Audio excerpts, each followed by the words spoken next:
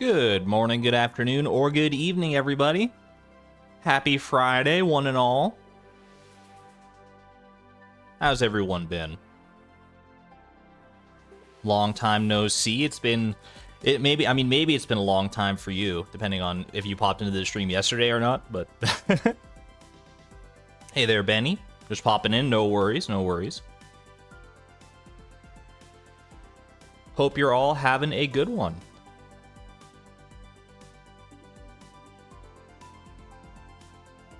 Minus 33 pre-wind chill for you. It is minus... Ooh, you got me to be this. Minus 32.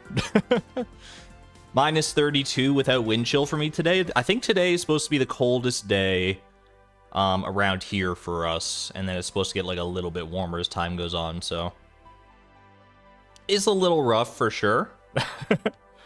It's a little bit rough, but I'm inside at least. I'm inside, I'm cozy and warm, and now I'm streaming, so it's an even better day. Special stream today too. It's I'm actually not going to be like playing anything. We're going to be watching back the Master Angler video where I went and tried to catch every fish in Stardew Valley in a single in-game day, and I'll be providing some extra, commentary, insight into the making of the challenge, answering questions that you may have as we go, and we'll just see how it goes. I've got a decent amount of insights that I am excited to share. Like, the video was in production for like over a year. So there was a lot that I learned and a lot that was like that remained on the cutting room floor, and there's so many things I could talk about. I could probably go on for a while on this video. I'm going to try to restrain myself so this isn't turned into like a monolithic 5-hour stream or something like that, but we'll see how it goes. I guess 5 hours isn't even that long, but for something like this it would be pretty long. Very, very excited. It's almost at 200,000 views, which is just mind-boggling. Like, I didn't expect it to get anywhere near that many views this fast. Like, I was hopeful that it would get there eventually, but it's gone a lot faster than I expected, so. Either way, I'm excited to share some insights and stuff. Before we get into that, we do have some dailies to do, though.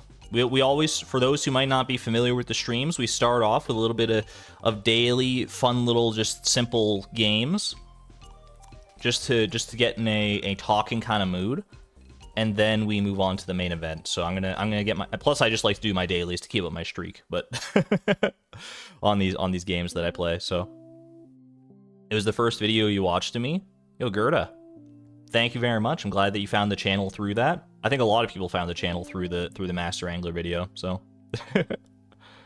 Either way, I digress. I want to get into the video and talking about it, so let's burn through our dailies real quick here. We start off with, let me pop this open. We start off with a little bit. We only got two games to go through. We got our Pokedoku and we got Puff Fertile. So we're gonna go ahead and start with the one that nobody but me understands. Or that not as many people but me understand, I should say. Not everyone here is as Pokemon crazy as I am, I guess. Alright. Today's puzzle, you got Ghost Ground type. That's got to be Golurk right there. That's an easy Golurk. Get? Perfect. Alright. Ghost Fighting. There probably are other options, but the one that comes to mind first is Marshadow. So we go there.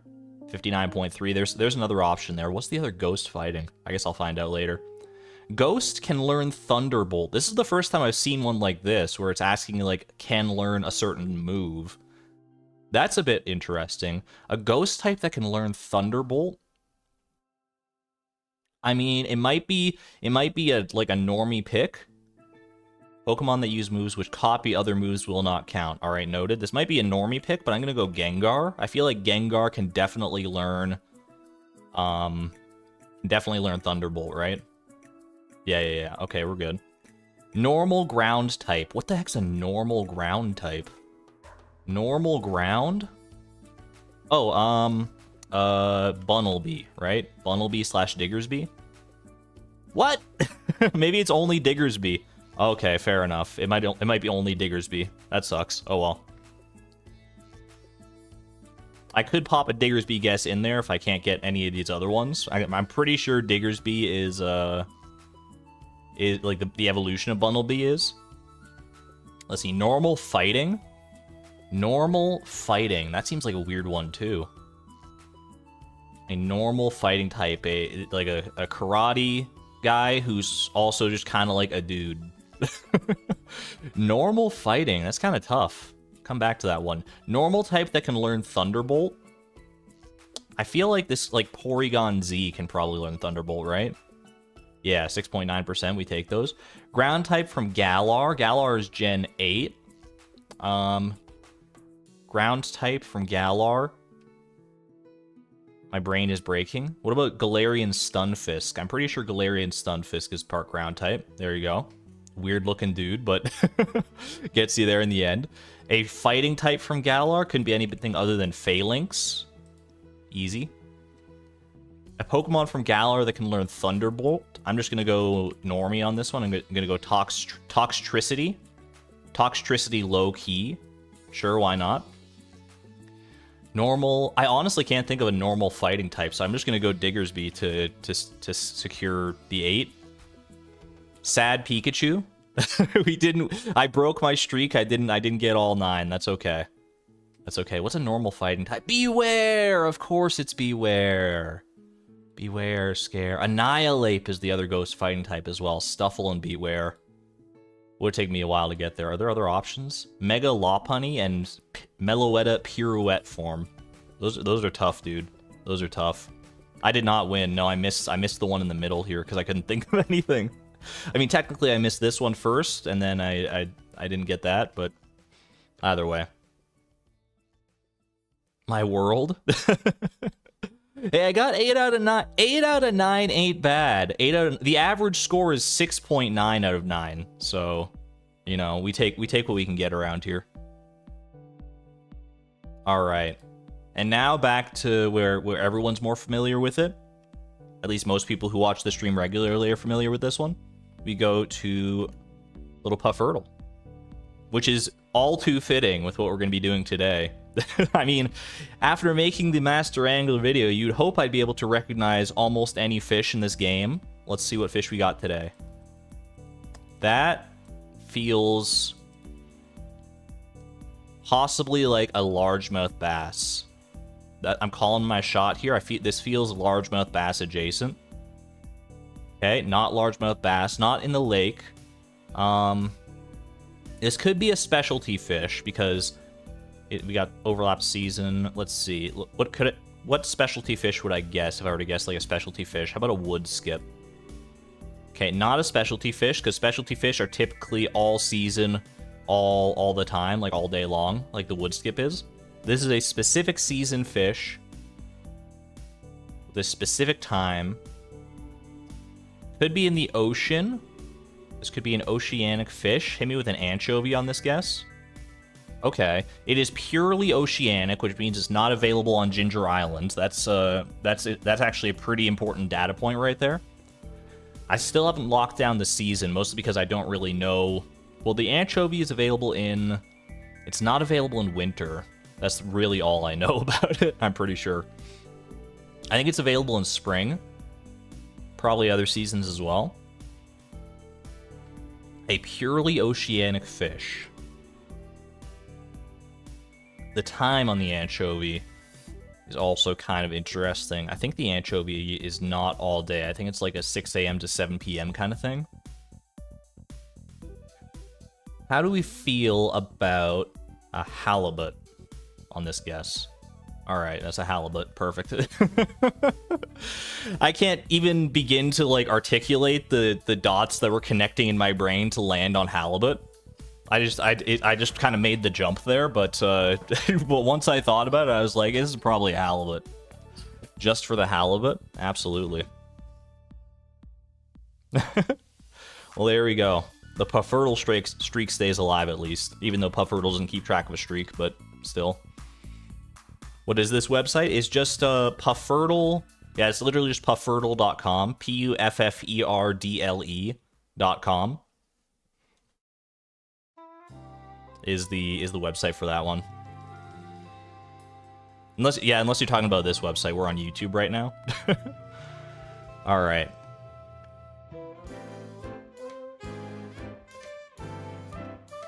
Well, without further ado then, I do think it is time to get on with the main event, shall we? What I'm very excited for. I'm excited, but I'm also like weirdly nervous to like go back. I haven't gone back and watched like the full Master Angler video since the premiere. I've watched bits and pieces of it here and there, just like some of my like favorite bits I watch back every so often. But I haven't gone and watched like the full thing, and I'm excited to dive back in and you know, just relive the creation process and go all in depth on this. So let me open up. I think I'm gonna have to. Well, we're gonna have to stop the music because obviously the video's got its own music, and then I'm gonna go ahead and open up. Let me see. I think I can just do. It's been a while since I've done this. I'm gonna watch not the YouTube version, but I've still got like the file. It's just like the MP4 file that's here. I'm probably gonna have to turn up the volume on this one. Let me just turn up the volume for myself here. Actually, you can probably hear this a little bit because it's in like VLC Media Player. So, how's the volume there? Do you hear that? I'm gonna switch to like the actual video playing in a second, but can you hear that?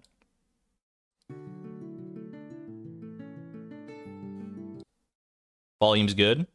I want to make sure that the video itself is audible and that you're gonna be able to hear me. Like, I'll pause it when I want to talk over it for the most part, but sounds great. All right.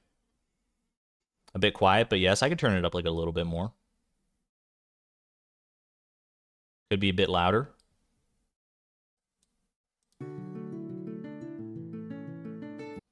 How's that? How's that? And now if I like talk over it, can you hear me and it at the same time without like with it being not too uncomfortable?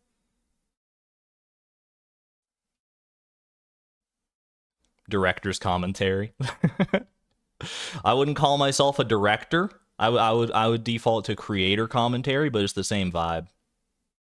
All right, sounds good. Okay. All right. As long as it sounds good, we want it to sound good. We want crisp audio quality. All right. Well, in that case,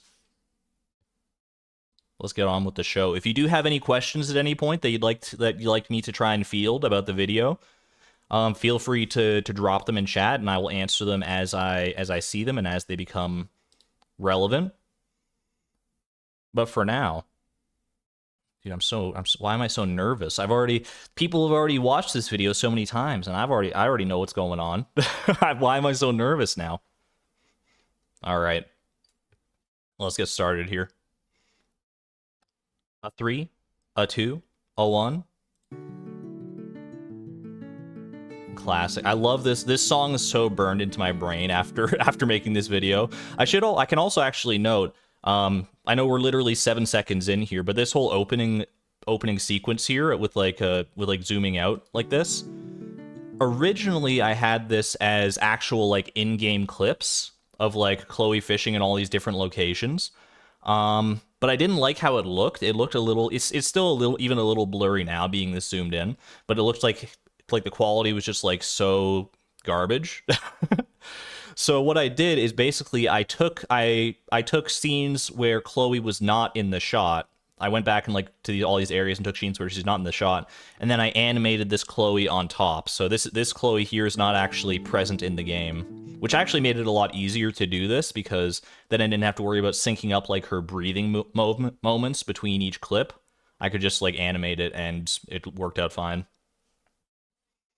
You can actually kind of tell that here. You can kind of tell that this is not an in-game shot, mostly because I don't think you'd be able to land your bobber quite this close to the boat there. But it was fine. It was a concession I was willing to make. So I do like this opening little montage here, though, for sure. Fishing is my favorite skill in Stardew Valley. I got a lot of flack for that line. Relaxing, and generally just a fun way to pass the time or make a little extra money on the side. Not to mention, the fact that there are so many different types of fish to catch, some being much rarer or more difficult than usual, gets the completionist... Why? I don't know. A lot of people just don't like fishing for some reason. I got a lot of people saying like, thank you for saying that fishing is your favorite skill, because like a lot of people also love fishing. But some people, I didn't really get flack. It was like jokey. It was like people weren't like actually mad at me, but like I got a few comments that were that were like, I can't believe you actually said that fishing is your favorite. It's my least favorite thing. I can't do fishing, which, you know, it takes all types. It takes all types. And I'm fine either way, but I'm glad we could all, you know, set our differences aside, whether we love fishing or hate it, to enjoy the journey that this video takes. Part of my brain itching to fill out this entire collection over the course of the game. But looking at all these fish got me thinking, just how many of them could you catch in a single in-game day? What sort of tactics and strategies would that involve? How far could you push it? In theory, could you complete this entire collection, start to finish, in just one day?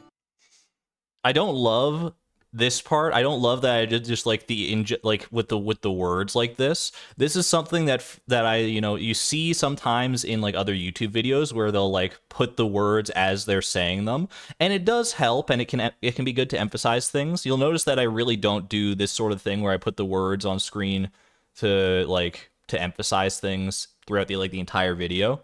But like in this moment here, I was like, I need something on screen to emphasize this, but I didn't know what else to put, so I just put the words. And I think in this case it worked out. If you use that sort of technique sparingly, it can work. But but it does feel a little out of place to me sometimes, but makes it easier for you to follow the video. Yeah, no, there's definitely, you know, reasons that people do it, and it can help for sure. But I wanted to try and be more creative in the ways that I keep your attention and guide you in the right direction, rather than just putting the words on the screen, even though sometimes that is just the best answer at the end of the day. It seemed like a straightforward question. Little did I know that trying to answer it would take me on a 200+. Okay, so this clock here, this actually makes an appearance throughout, like in various places throughout the video. This clock is something that I had to kind of custom make myself, because in Stardew Valley, there's in the top right, you got like that little half clock, right? You got the half clock that goes from like the sun to the moon, but you don't have like a full circle version of that. There's no actual like full clock like this in the game. So I just had to exercise my own little pixel art making abilities to whatever extent that I could to try and round it out to a full circle. And I generally like how it came out. I think I probably could have done better if I'd committed more time to it, or actually knew how to do proper pixel art. But but I feel like it's, you know, it feels like it fits at the very least. It's yeah, but this there's quite a few graphics like that actually don't appear anywhere else in the game that I had to custom make just for this video. I'll point them out as I remember them, if I remember them. There's a lot of things. In fact, actually, I think we already. Well, I'll talk about it when we come back to that. But there's one little animation of Chloe that's not in the game that I think already happened. But it's our journey filled with friendship, discovery, heartache, and algae. Like a lot of algae. So grab your iridium rod and a bowl of seafoam pudding, because today we're tackling the Master Angler Challenge in Stardew Valley. Exciting times. That little unfurling. Can I what are the hotkeys to actually go back in a video on VLC media? I can go arrow. I can use the arrows to go back and forth, but I want to go back to just a little bit at a time sometimes. This little unfurling scroll animation took me an unreasonable amount of time to get right. It was so annoying. I feel like it shouldn't have been. It looks pretty simple once you actually just look at it and see the component parts that go into it, but it was kind of a nightmare.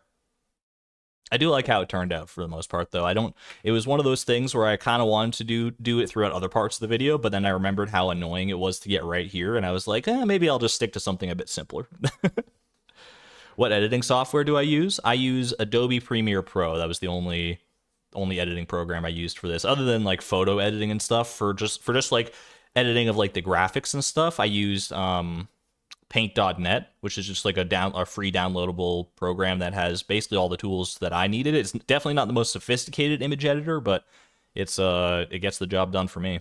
So how much is that to use Premiere Pro? I don't remember the cost off the top of my head. It's like you can either get like an annual subscription or a monthly subscription. I think I have the annual subscription. I don't remember how much it is off the top of my head though. It's definitely pricey, but there are better, well, I wouldn't say better, but there are other alternative options like DaVinci Resolve that are either free or much less expensive or don't work on a subscription-based model. And I would probably recommend trying to learn those if you're getting into video editing rather than going for Premiere Pro. Premiere Pro is great. It has a lot of tools, and I'm happy that I've learned it, but it is, it does have that cost factor too. So $22.99 a month sounds about right, yeah. Either way, yeah. No, now that I'm in Premiere Pro, I'm gonna stick with it because I don't want to have to relearn a whole nother editing program. But this one gets the job done for me.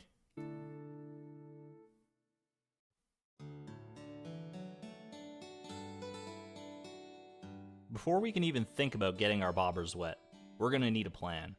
A good place to start is by looking at exactly what we're up against, namely, how many fish are there in Stardew Valley? And what does catching them actually involve? The game keeps track of every fish you've caught on this tab in your inventory. Counting them up, there are 67 different species here. Of those, 55 are caught with a fishing... That little move right there, of moving all the fish like this, just like moving them from here of those to these different charts, that took so long. You have no idea. To move each individual fish for that one little, just less than a second transition that I think it worked out nicely, and I'm happy that I did put in the time to do it. But like, there's no other way around it. You have to move every single, like, you have to have each fish's sprite as its own individual sprite on the screen.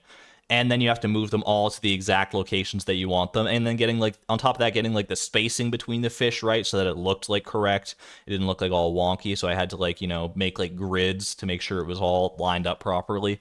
It was a long time. Gonna get around 3 hours to get that so clean. It might have taken longer. This was earlier on in the editing process. Like, editing this video took so long that techniques I used at the beginning were, like... I was still learning and doing like really dumb things that were definitely not the most optimal way to approach things. And even towards the end, obviously, I'm no pro editor. I'm not like I don't know all the tools of the trade, but I definitely learned a lot more. So I could definitely probably do this faster if I had to do it again now. But back then when I was first starting out, it was a lot. Did I do it all chronologically? I did edit the video chronologically. I went from the start to the end pretty much without skipping ahead at all.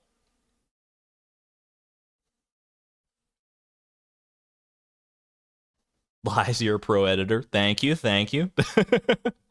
I'm glad it came off as somewhat professional to a lot of people, but I'm still learning just as much as anybody. All right. Fishing rod and 9 are caught using crab pots. The other 3, green algae, white algae, and seaweed, aren't fish in the traditional sense, but they're tracked here just like any other fish, so we'll count them too. You'll most likely catch these as a byproduct when hunting for other fish regardless, so they're essentially freebies that we can ignore. And that part there was actually... This was something that I wanted to correct, is this little part here, where I'm catching the white algae, because you'll notice I'm talking about catching white algae, green algae, and seaweed, and so it would make sense to have clips where I'm catching white algae, green algae, and seaweed, but I catch white algae, green algae, and white algae again. It's a little bit, it's just one of those little minor things that only I would ever really think about, but it's one of those things that was like, I should go back and replace that with a clip of catching seaweed. It would have been super easy, but but it's, it still gets the point across. It's fine. Freebies that we can ignore. What is the probability that you do the entire challenge but catch no algae at all ever? I probably, like, literally... the probability's got to be close to 0, I would imagine. Not literally 0, I'm sure it could happen, but it's very unlikely. And if we're being thorough, there are actually 5 fish that aren't tracked in this collection. the family members of the legendary fish that appear during Mr. Chi's extended family quest. But even if I wanted to include them in the challenge, I technically... This is another shot that anytime I have like multiple shots on the screen like this that are like all moving in like asynchronous from each other, like different shots of the game, Premiere Pro really didn't like me for that. It looked at this, and anytime it got to this point in the editing software, I was like, it was like, yeah, no, this is too much, and it would just like start like chugging along and lagging along and freeze. But I think the final shot definitely worked out nicely. How long in a calendar year did the challenge itself take? Like the first day I started fishing versus when I got to the end of the challenge. Honestly, I don't know that answer off the top of my head. It took a while though, for sure. Technically, you could have included the legendary kid fish by catching all the legends first, activating the quest, and then catching them. You can do that, or you can activate the quests beforehand and catch all these fish and then go back and catch all the normal legendary fish, because once you catch all these fish, you don't have to turn in the quest or anything. You can just like go, like the fish just go back to normal, so you can catch the legendary ones again. So technically it is doable.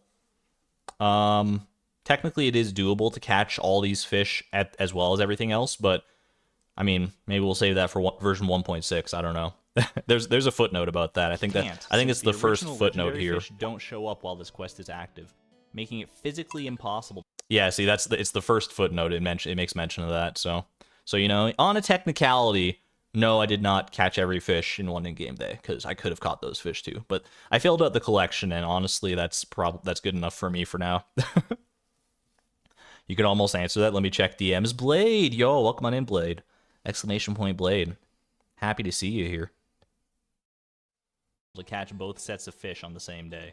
For simplicity's sake, we'll just stick with catching the standard legendary fish.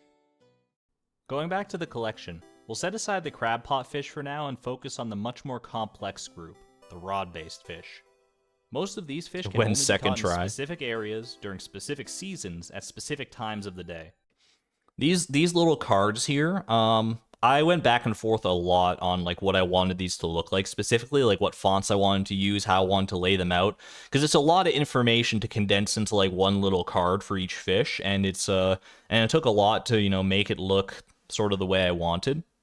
I do like how they ended up looking for the most part here. I think they're pretty good, but it was one of those other things that that was extremely long-winded, plus actually making sure that the information was like accurate for each fish here.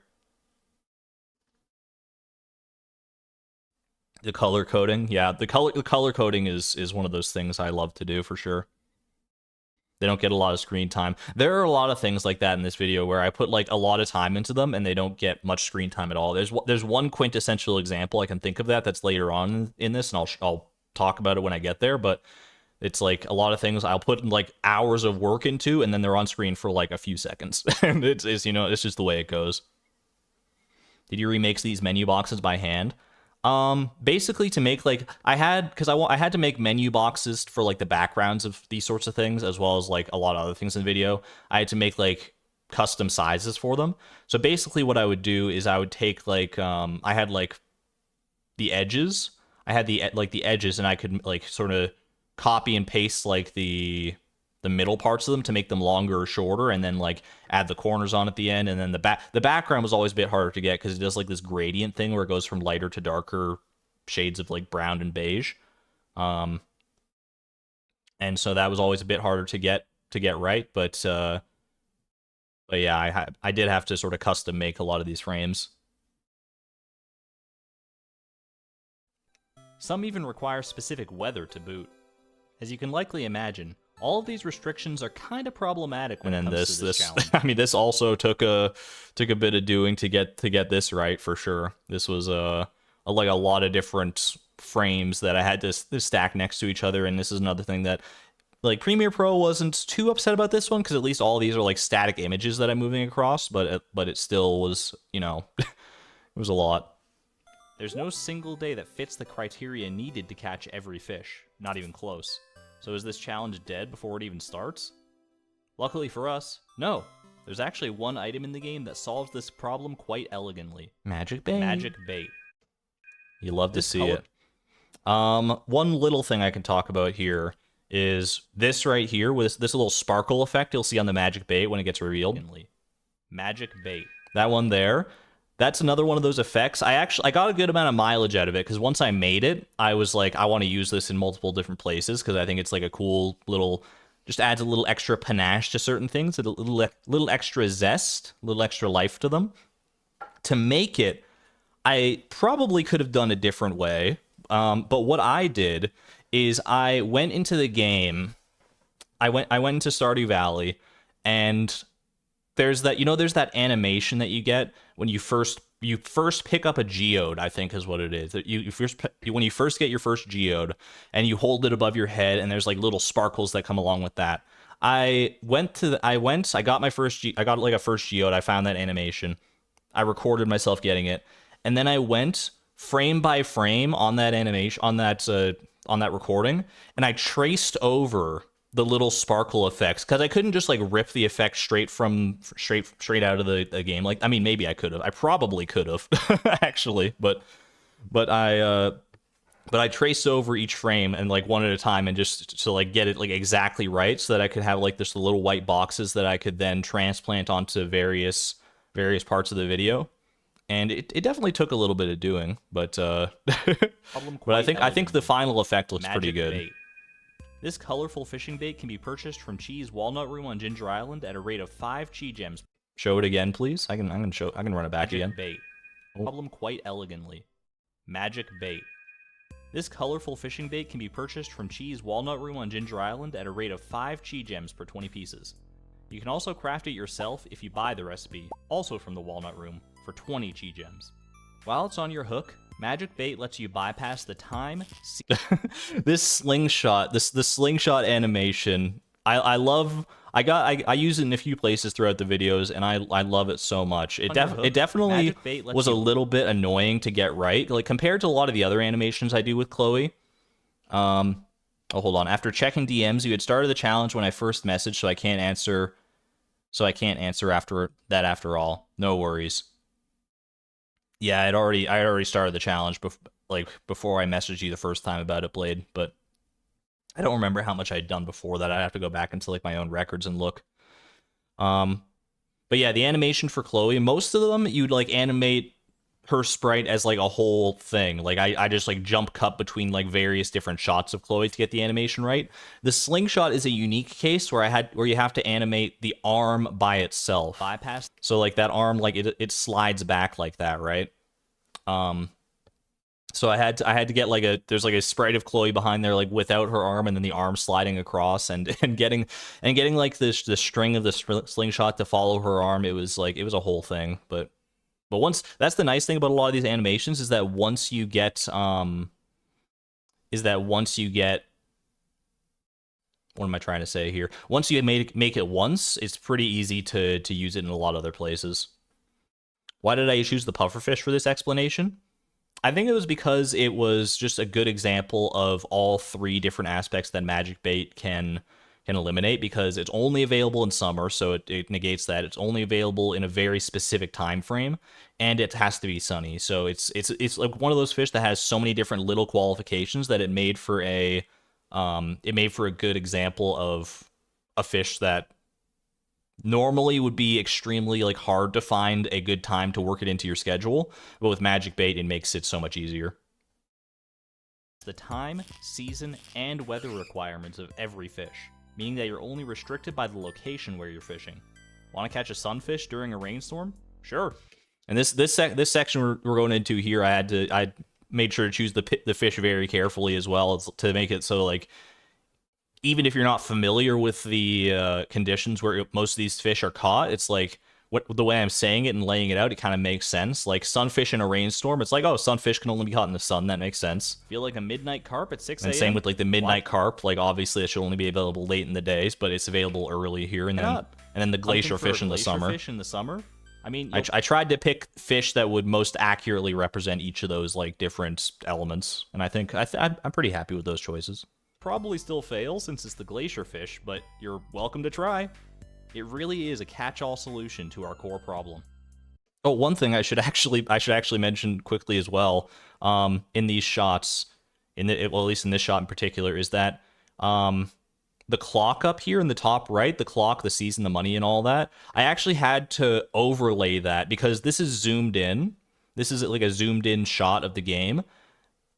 And I had to take this and overlay it, and normally I wouldn't. Like normally when I do a zoomed in shot here, the HUD is just completely absent. But for this shot, when I was demonstrating like, oh, you're catching the glacier fish in the summer, I had to make sure that this was here so that you could actually tell it was summer. So I had to get like this on its own and put it over top so that there was actually a shot there of it being summer. It really is a catch-all solution to our core problem. Catch-all solution. Said, completing this challenge isn't as simple as slapping some magic bait on our rod and calling it a day. There's a lot more to consider, starting with one major complication. In order to have the best shot at doing this, having the highest fishing level possible will be essential. A higher fishing level means less time between bites, as well as an easier time reeling in the more difficult fish. Would using like 200% or something work instead? Yeah, that probably would have been the better way to go about it, is to just do like a 200% zoom like recording in the game. But I already had the recording at that point, and I didn't realize until after the fact that I needed that I needed the season. So I could have gone back and re-recorded it, or I could have just like overlaid the thing on top, and that was easier to me because I was just used to that sort of thing by this point. Not to mention, 4 of the 5 legendary fish have level requirements before you can even hook them, the highest being level 10 for the legend. Ordinarily, this wouldn't be an issue since, by the time you reach the Walnut Room in the first place, you would probably have done more than enough fishing to hit level. This shot here, by the way, of these stats, this file on Chloe, this is from the Price of Perfection, I'm pretty sure. I think this is literally ripped straight from the Price of Perfection. So these stats are all accurate to the sort of end state of that challenge if you were ever curious. Level 10. Problem is, I want to start with an empty spoilers. Spoilers for Price of Perfection, sort of. I mean it's you know, light spoilers, but fishing collection and fill it up in a single day. You would think that that shot there, where it's like going along the entire thing and them all popping into existence, took a long time. It actually really, it didn't. It surprisingly took like, it was pretty quick to get that done. I don't remember spending too much time on this one here. Empty fishing collection and fill it up. I do like the final effect, and I think it worked pretty well, and so I'm happy that I didn't have to work too long on that. And since catching anything, whether by rod or crab pot, would fill its spot in the collection, I have to find a way to reach level 10 fishing without fishing. Thankfully, there are a few methods of earning fishing experience points without actually catching anything. They're all much, much slower than just fishing normally, but with enough time and patience, you can still use them to accrue the 15,000 experience. There's another one of these like sort of custom graphic pieces that I made, these custom set pieces. For a while I didn't have anything. I don't remember what I had before I had this like bar showing the like, you know, experience thresholds where each of the levels are along this and showing it going along. And I don't use this that much throughout. I think I use this like one other time throughout the entire video. It's another one of those examples of things that I put a lot of time into, and then it really only shows up for like a second or two. But it's I do like how it turned out in the end for sure. Is that video what you needed Carp Farm for? Carp Farm was its own special entity. Maybe we'll dive into it eventually one day. Needed to hit level 10. First, trash. If you've spent any time fishing in Stardew Valley, you've probably reeled in your fair share of worthless junk. Broken glasses, soggy newspapers, the flagship product of the Joja Corporation. Nothing anybody would typically care about. If you go back and watch the first time that I sort of teased the Master Angler Challenge, and watch this part, you'll notice there's like a little joke where like Sam pops up from the corner because I talk about how Joja Cola is like something nobody would ever want, but Joja Cola is like a life gift for him. And I did eventually cut that. I kind of wish I had left it in because it feels a little awkward to me this moment without it. But I hummed and hawed over it. It's like, oh, does this fit the vibe of the video? And I cut it, but it's, you know, it could go either way. Joja slander. What was I was gonna say something else as well. Oh yeah, I was gonna say if there was one part of the video that I feel like, you know, as happy as I am with the final results of the video, there are definitely parts of it that I could have cut out or shortened in some way. And of all the parts that I probably could have, I probably would have cut this part where I'm talking about like catching trash or catching like wood and stone at the fountain, because those don't really amount to anything, right? All they really do is serve to show you like how much better fish ponds are than it. But I really could have probably just cut to the part where I'm like, hey, let's use fish ponds to get all the experience. So it's, you know, it's a little bit extraneous for sure, but it's fine. It is what it is now. You'll learn from your mistakes. I definitely could have cut this up or shortened it a little bit though. But interestingly, you still gain 3 fishing experience when you hook trash of any kind. Mathing that out, level 10 fishing is only 5,000 trash bags away. RIP. With this approach, you'll want to be sure that you fish in an area where you can catch the most trash without wasting time on real. I would say of all the animations I did for Chloe in this video, like throughout the video, the animations of like her fishing and like reeling in fish and stuff that I use sparingly throughout, probably the ones that took the longest, because I had to, like, if you look at them closely, you'll see like area where you can catch like this part where she's just idling here is pretty easy, but when she actually reels in something, there's like, okay, well that looks horrible, but that's just because the VLC like compression. But basically I had to have like this line between the end of the rod and whatever she's reeling in, and I had to make sure it was long enough, or I had to make sure that it changed length like the entire way so that it looked like natural. And it was one of those like frame by frame endeavors. And it was I mean, this isn't how it looks in the final video. If you go and pause on this frame on YouTube, it probably looks better. But how did I make all the animations for Chloe? Generally, it was going into the game, finding the frame that I wanted for the animation, cutting that frame out, resizing it to what I needed, and then stitching those frames together, like give it like however many like seconds or frames I needed that particular image to stay there, and then like cutting to the next one to make it look like an organic sort of Stardew image. So it was basically just yeah, going in and cutting the frames out manually. Trash without wasting time on real fish. You'll also want to avoid locations with green algae, white algae, or seaweed, since these still count for the collection. Floor 100 of the mines fits both stop motion criteria, pixel art, yeah, basically. the best place to do this by far. The only fish that lives down here is the lava eel, and it only bites about 5% of the time, giving you a beautiful 95% trash rate. But we can do even better with our second approach, fountain fishing. Located just... This shot you're about to see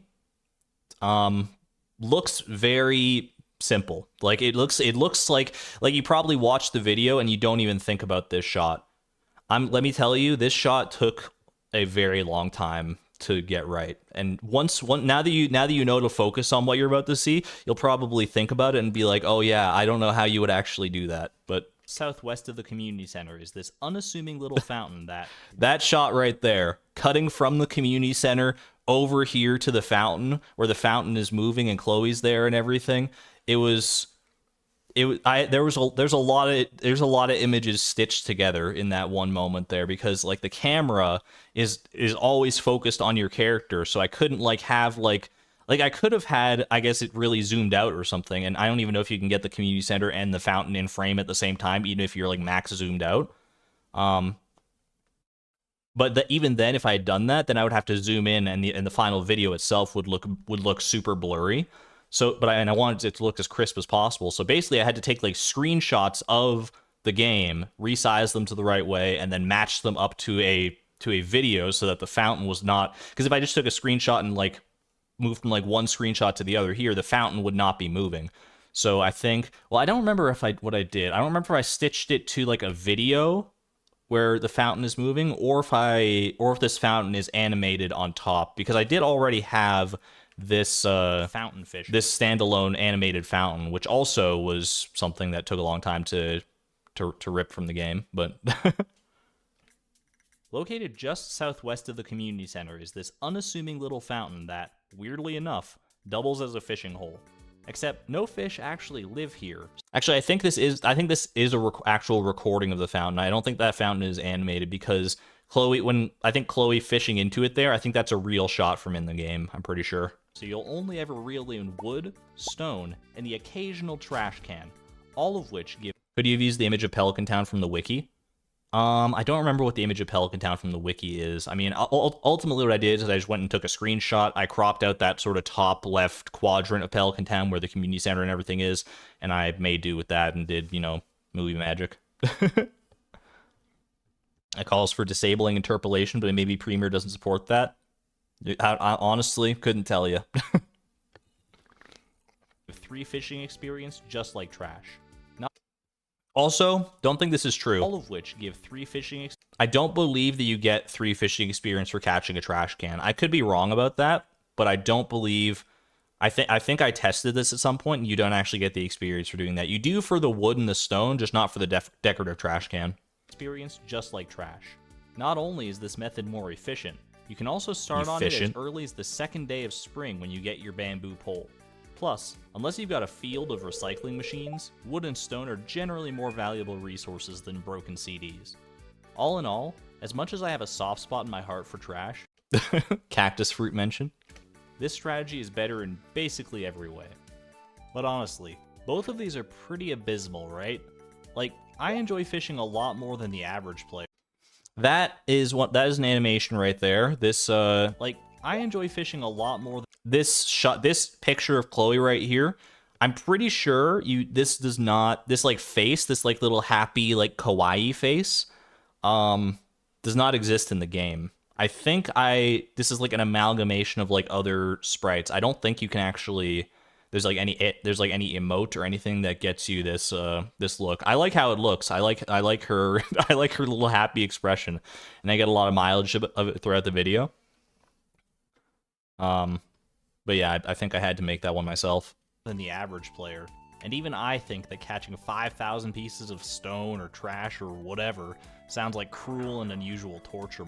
Laying this out like this, by the way, where it's like this big block of text that probably no one read, or you paused to read if you watch back the original video. I realized that this is like too much information all at once for anyone to like really ingest at one time, but that was actually kind of the point of this, is that like the logistics of all of this, and then it's like it breaks it down, and it's like, I don't want to deal with any of that. That's horrible. That's terrible. So I kind of wanted it to be like, you see all this text, and you're like, yeah, no, I probably wouldn't deal with that either. You read it. I appreciate it. I mean, the information here is valid, and it's definitely, I mean, it's not just there for fluff, but conclusion agony is all you really need to know about this one. More than anything. I'm not beyond doing it if that's what it takes, but there has to be a better way, right? You know what's funny is this shot here where Chloe's kind of giving me like this like this look, this very particular look, came about by total accident the first time that it happened. Because throughout the video I have an animation of Chloe blinking. Like I just have a quick animation where she blinks just to add extra life into her character, and I would intersperse that into the other animations. If I felt like she was like standing static for too long, I would just like make her blink. And this is one of the frames where she's blinking, and I just happened to put this here, and then the blinking animation didn't finish, so it just looked like this, and I was like, that's pretty great. And so I just like left it like that. And I think I probably used, I don't remember if I used this throughout the video at all, but it is a good look. But there has to be a better way, right? Also, yeah, this thinking animation here, this animation, I use this quite a bit throughout the video, where she's like scratching her head like that. That one is also like kind of, there's like no actual like thinking animation in Stardew. So what that is I think that's the shot of like when your character is holding up food. They're like, or like she's like throwing up food into the air, she's about to eat it. That's the shot. And then I just like took her arm and like moved it like a few pixels up or down to like make it look like she's scratching her head like that. It looks like she's giving us the finger. That's not the intention, but you know, I can kind of see it. This time, thankfully, the answer is yes. Introducing fish ponds. These farm buildings not only serve as a fun and unique diversion from the typical gameplay loop, but they also happen to be the perfect solution to our problem. They're significantly more complex than the other methods we've discussed though, so let's break down introduction of Chloe with glasses here. One of the recurring characters throughout the rest of this. You'll love to see it. exactly how these work. Once a fish pond has been built, you can So this whole section here that we're about to go into, where I'm showing like the intricacies of the fish pond and all the mechanics and stuff. I talked about this in my first, like, when I first did, like, the teaser of the Master Angler video however long ago. we do have the emote for it, too. Little smart Chloe. Argon smart. But yeah, this spot with the fish pond here, everything you're about to see is pretty much entirely not gameplay. All this is, like, animated. Like, Chloe running in is animated. The fish that you'll see like jumping in and out of the pond is animated. Pretty much everything is animated. The only thing that is like a direct recording from the game is the water in the fish pond itself moving, because there was no way to effectively animate that the same way I was animating other things. So I just had like a recording laid over, and then everything else was stitched together in post. So so enjoy that. plop almost any fish you like into it. Given enough time, ranging from 1 to 5 days depending on the species, your fish will reproduce, adding one member to the pond's population. You can accelerate this process by manually including these little shadows, by the way. The little shadows that are in the water there, those are also animated. And it took a long time to make things. The fish in particular here, like the animations of the fish like in the water and jumping out of the water and stuff, the little splashes and everything, that took a very long time to get right. Adding more fish of the same species, but only until you hit their current maximum population size. When the fish try to reproduce again after they've hit this threshold, a little yellow exclamation point will appear over the pond. You're so thorough. I put a lot of attention to detail into these things, like little things that probably I've even forgotten now that I did, or that nobody actually watching the final product would ever really notice. I wanted to make sure to get this as sort of accurate to how I wanted it to look and accurate to how the game looks as possible. It was pretty important to me. And this is when the magic happens. Checking the fish pond at this point will show you that the fish are requesting some kind of item they need to expand their population. Would any of it have been easier if you'd lifted the code and sprites from the game? Probably if I had lifted the sprites, I could have made some of this easier. It wasn't that bad to get the sprites from the game regardless, but there probably were better ways to go about it than I did. Lifting like the code and stuff from the game, like you could probably do some like custom coding, custom modding in order to make some of the shots that I did, but doing that would have definitely taken me longer, at least, because I don't have that sort of baseline knowledge to make that happen, whereas I at least, had been working on my animation and stuff throughout this video, so I had an idea of where I could go and where I could start for that. The exact item requested depends on the species, and more valuable fish generally need rarer items. But fulfilling this request not only raises the maximum pond size a bit, it also grants you a good amount of fishing experience, ranging anywhere from 25 to 45.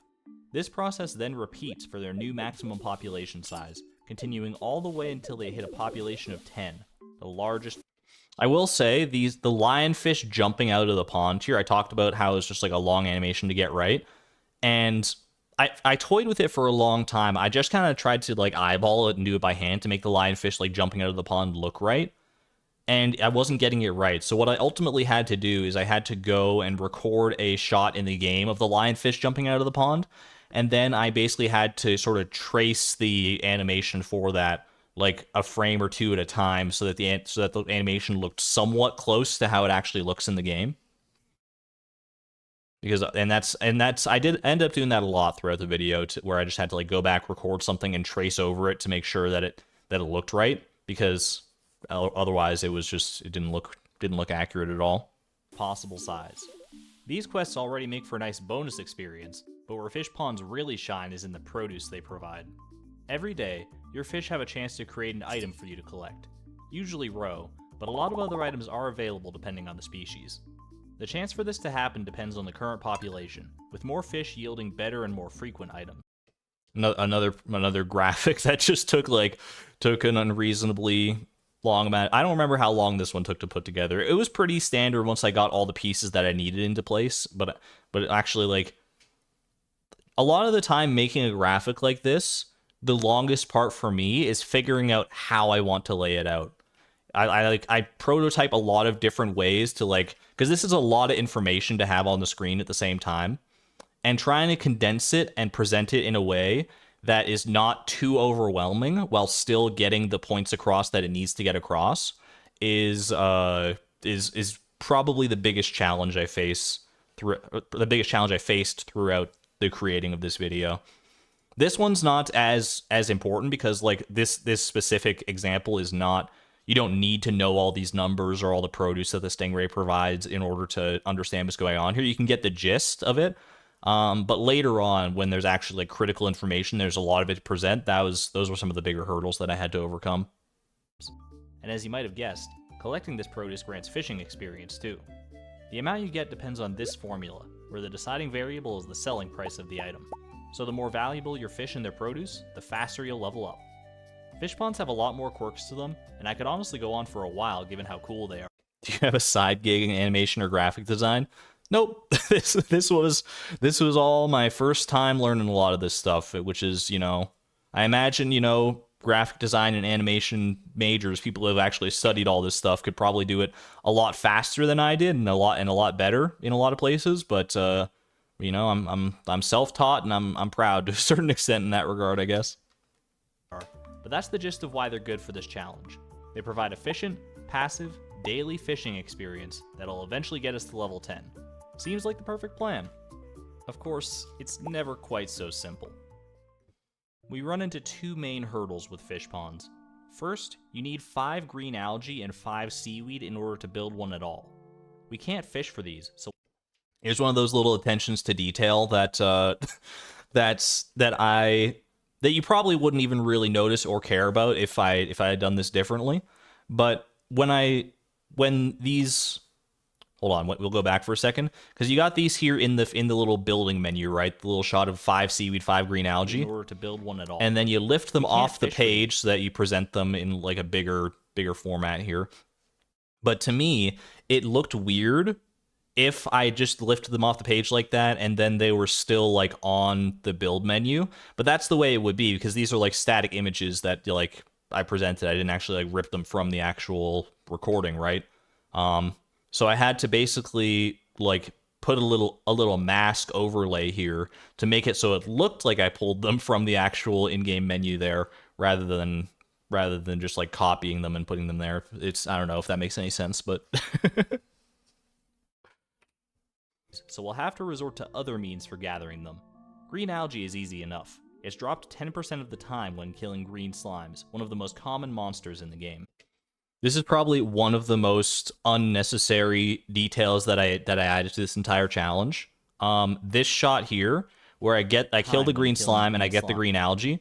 This little box in the bottom left here showing the loot is not actually from in the game. Like, this is another one of those cases where I wanted the overlay to show that I was getting the green algae for some reason, even though you can just see me getting it in the shot.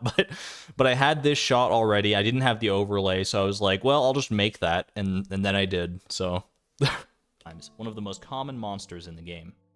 Seaweed is a bit trickier, but it's by no means impossible. Would I ever do a stream where I edit a video?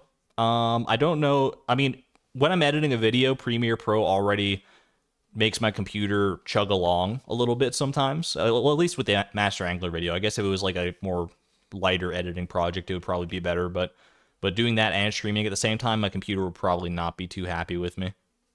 It can be found while foraging on the beach farm or on this small southern strip of the beach across the eastern bridge. It's also available by scouring the garbage cans around town, although foraging for it is much more reliable. Still, it's by far the rarest beach forageable, so it'll probably take a while to amass even 5. Thankfully, once we've got our first fish pond up and running, we can drop any of these 6 fish into it and they'll have a chance of producing 1 to 3 seaweed every day. But that brings us to the second problem with fish ponds. How do we get fish for them in the first place? Fortunately, this is a simpler problem to solve than it might seem. There are a surprising number of ways to get fish without actually catching them yourself. 07 for Willie. You can source them from trash cans, buy them from Krobus on Wednesdays, or rely on our old friend, the traveling merchant. Yo, Durmeister, thank you for the 5 gifted memberships, by the way. Thank you. Thank you very much. That is, I greatly appreciate the generosity and support. That's awesome. You need more money for a better computer. That's not the takeaway. No, I'm doing okay, I promise. The computer I have is great. It's just the video I was making was not optimized. But either way, thank you for the support. I agree. I very much appreciate that. A couple can even be dropped by monsters, namely the ghost fish from ghosts and crabs from rock crabs. The latter of which is especially useful, since it's one of the 6 fish that produce seaweed in a fish pond. There are also quite a few things that we can simply forage from the beach that technically count as fish for the purpose of fish ponds, most of which will also produce seaweed. With all of these options, finding fish to keep our ponds full should be the least of our worries. That shot there also took a pretty considerable amount of time, where it goes from like the full screen shot and then everything else moving in around it here with the frames. Generally, anytime you see this like little white frame, this like glowing white frame, which I think looks pretty good for the most part. I think it's a good, because I had this originally. I didn't have like these little like white dividers between all the different frames, and I just kind of had the frames like meet each other, and I just didn't like how it looked for a lot of it. So I came up with this like white sort of glowing frame. I took a little bit of time to put it together. And generally, anytime you see it separating clips like that, it represents a pretty decent amount of time making the like stitching those clips together to make it look like relatively smooth. Our ponds full should be the least of our worries. With that, I think we have enough groundwork to actually get started. There will be more to figure out when we get to the actual fishing part of the challenge. Any problems making Chloe's shadow?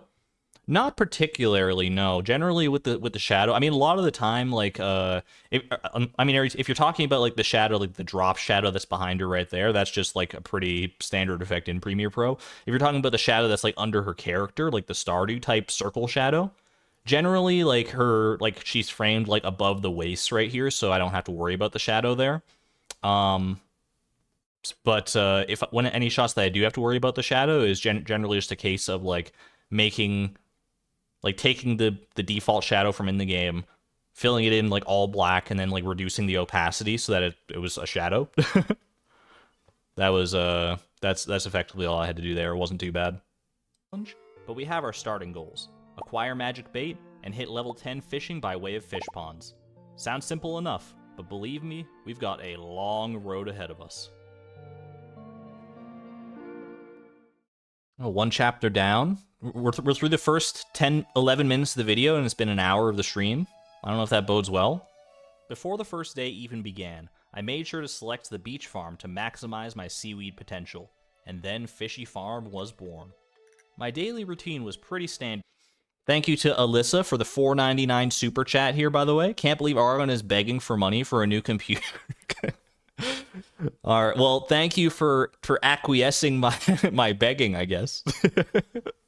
I really do appreciate the generosity. Thank you so much. It's awesome. That's so good. Sorry the joke is so delayed. YouTube made me verify my payment info. 10-hour stream today, 12-hour stream confirmed. We'll see how it goes. There's probably, I mean, I've already talked about a lot of the like intricacies of making a lot of these animations and stuff, so I'm not gonna have to go into that again for a lot of these things. So you can just sort of assume, but there are still a lot of things that I want. Maybe there's more that I have to talk about. I don't know. We'll see. To begin with, I needed to finish the community center to reach Ginger Island in the first place, so I focused on all of the basic chores involved in doing that. Otherwise, I made sure to check the garbage cans every day, both for seaweed and fish, as well as a little extra green algae, and I repaired the bridge on the beach as early as possible to facilitate my seaweed hunt. Willie tried to tempt me into breaking the rules of my challenge pretty much immediately, but I managed to hold firm, and despite being unable to fish just yet, having this bamboo pole will prove useful later on. More on that in a bit. I established a friendship with Linus pretty early on. Linus is a cool guy, but that's not the only reason I'm befriending him. It's actually pretty integral to the challenge. We won't get to see why for a little while, but see if you can figure it out on your own for now. It didn't take long to start seeing results from trash cans, and the green algae was piling up from trips to the mines too. I'd also had incredible luck foraging for seaweed, having already collected 5 by the 19th of spring. 1 visit to Robin's later, and my first fish pond was done by the 22nd. I promptly threw in a I can't overstate how lucky that seaweed was, by the way. It's easy to gloss over that and like think about, like, you know, it's pretty easy to get that seaweed, but it took a lot of doing. If you really do want a way, if you were like going for trying to do this challenge yourself for whatever ungodly reason you wanted to, and you wanted a bit of an easier way to get seaweed, what you could do is play through the game, not worry about your leveling up your fishing at all until you get to the walnut room. And then there is the quest, the Danger in the Deep quest, that unlocks like the dangerous version of the mines. And there's a section in that mines where seaweed is forageable, and it's pretty common across like a lot of those floors. So you can just go in and pick up as much seaweed as you could realistically need. You could get like probably enough for a fish pond easily in a day. So if you wanted to, you know, skip the grind of having to go to the beach and check and scrounge little bits of seaweed here and there for these fish ponds, that would be the way to go ahead and do it. But I didn't think that far ahead in this one. I wanted to get level 10 fishing early on, and that's just that was my prime focus here. But it probably would have been faster ultimately to go the other route. Crab I picked up from the mines and left it to do its thing. Must have been relieving to be able to stitch game footage together after all that animating. Yeah, sections like this where it's pretty much just shots of like the actual playthrough that I was doing. It was it definitely was a breath of fresh air compared to having to, you know, spend hours on like a single like 10-second portion of video. The 26th. How much time in game to get to the big day? I think that it was 60 hours or something, like 60 hours of playtime in order to get to the point where I'm actually like fishing and doing the challenge. Purchased the midnight carp from the traveling merchant. While it isn't an incredible fish for fish ponds, this was a huge deal for a different reason. Sea foam pudding. Once we reach level 9 fishing, we'll learn how to cook this delicious, briny dessert. That animation there is yet another one of those like kind of hellish animations to get right, of eating the sea foam pudding here, because like again, most of these are just like static frames that you can kind of like piece together as you need them.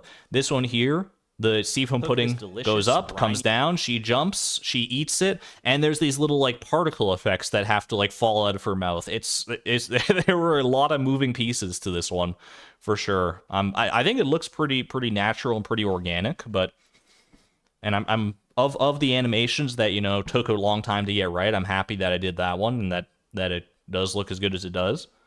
But probably wouldn't want to do it again. Dessert. Eating it boosts your fishing level by 4 for a few minutes, and this boost can take you past level 10 fishing, making our effective maximum level 14. 15 if you enhance it with cheese seasoning, available from the walnut room. Did I use a specific seed or was it random? It was a random seed. It was I didn't seed it. There was no reason to seed it. I mean, there would have been a reason to seed it if I wanted to get like specific sets of bubbles on a specific day, but I wasn't going that route. The ingredients to cook seafoam pudding are flounder, midnight carp, and squid ink. This is another shot that is, you know, I had to. It's not that bad once you know what to do, but so like I do like the final effect, how it looks, where it's like flounder, the frame there is like scrolling down to reveal each ingredient in turn.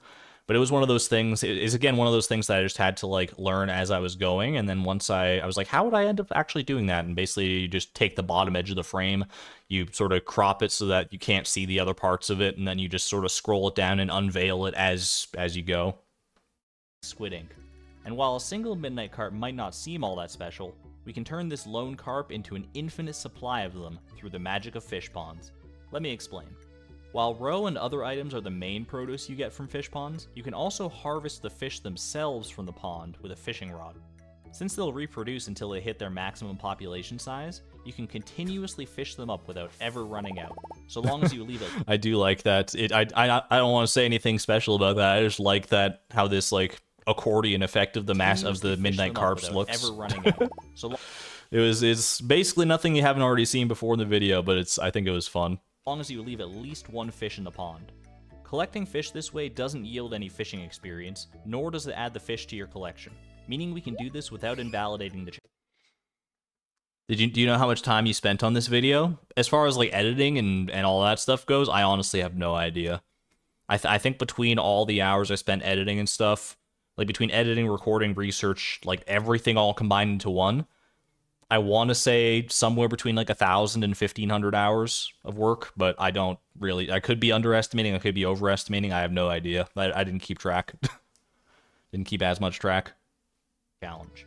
So provided I can get my hands on a flounder and a squid, which produces squid ink instead of roe in its pond, we'll be swimming in seafoam pudding in no time. I continued with my farm chores as well as Tim other Beeb completely cameo. necessary endeavors, and I was Haley further blessed by cameo as collecting well. Not 1, not 2, but 5 seaweed on the. You might think that this, like, these shots here, you'll see Haley, you know, a couple of times throughout this sort of lead up portion in the early parts of the video here, and my intention with this was to make it so these are just kind of like little gratuitous, fun throwaway little jokes for people who like know the history between Chloe and Haley. But then much later on in the video, as I'm sure many of you are aware, and we'll get to that eventually, it does sort of become important in a way. And that's kind of what I want. I wanted this to be a little bit of a foreshadowing moment. I didn't do much in the way of like foreshadowing or anything like that, but when I could get away with it, I definitely threw in a thing or two here and there.